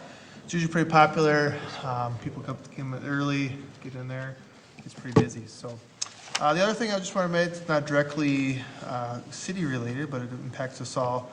Because I know everyone at home was busy watching us tonight and maybe weren't able to attend the School Exec Connect host committee meeting tonight for the superintendent candidate profile that was held tonight. However, if you go out to the Eastern Carter County's Facebook page or their webpage, there is a Survey Monkey where you could provide feedback as well if you wanted to help shape the profile what the next superintendent for Eastern Carver County Schools should look like. So I just wanted to make sure people were aware of that as well. I'm going to piggyback off that. Matt and I actually were invited to come up, and there was a small group of City of Carver, Southwest Transit was there, Chamber, and Downtown Business Alliance. In Carver County. In Carver County, yes. I knew I'd missed somebody. We were, search committee just asked us basically those questions, and as random as we are, we were all over the board, so they got them kind of filled in as things went, but, so fortunate to be part of that process, and so yeah, we'll see what happens. I knew that was tonight, I was gonna say that too, so, okay. All right, you must be done. I am, thank you, Okay. sorry. Yeah, that's all right. All right, Matt, anything? No. Council schedule now, we got one the 16th, and are we And having one? 30th too. And are we having a council meeting? I thought I heard you say. Well, now we are. No. That'll be our assessment hearing that night for this project tonight. Okay, So so now we'll have a full-fledged, we'll have because a work originally it was session, gonna be we'll a have a work work session. session and a council meeting that night. Okay, Yep. all right. Lukey, anything? Nate? Nothing. Mr. Clark? Okay, just a couple things. Last week, we also had employee recognition for employees. That's always a nice event to bring people in and recognize them. I think that's always such an important thing to do, and I feel that the numbers keep creeping up, so I think that people do believe that it's a value, and we give them a lot of updates of what's happening in the projects around here, besides recognizing employees. And I thought it was pretty cool. This year, we had 4 people that had 30 years and plus working here, and we had one 40-year employee this year, Brad Henke. So, and from my perspective, I said that those 4 people, so it was Brian Jung, Tim Wiebe, Mark Steinbauer, and Brad Henke. But when I was working here from 74 to 87, I worked with those people, so it just seems strange that I've been gone since 87, so. But in a way, it's cool that they're still here and still have that ability, but on the same sense that those folks are getting there and all of a sudden they're gonna be gone, and that's a lot of years of knowledge that walks out the door with them, so. I just think it's important that, that we do recognize our employees, and like I said, I think we're on the right track. The programs have gotten a little better every year, and Denise sets it all up, I believe, pretty much, and so thanks to Denise for doing that. And this year, I still think that was the fullest room that we've had. I mean, it was full all the way front to back, so that's, because people have a tendency, if they don't want to go, they just skip out, and it doesn't cost them nothing, so I just think that people are seeing that it's worthwhile going and recognizing their fellow employees, so.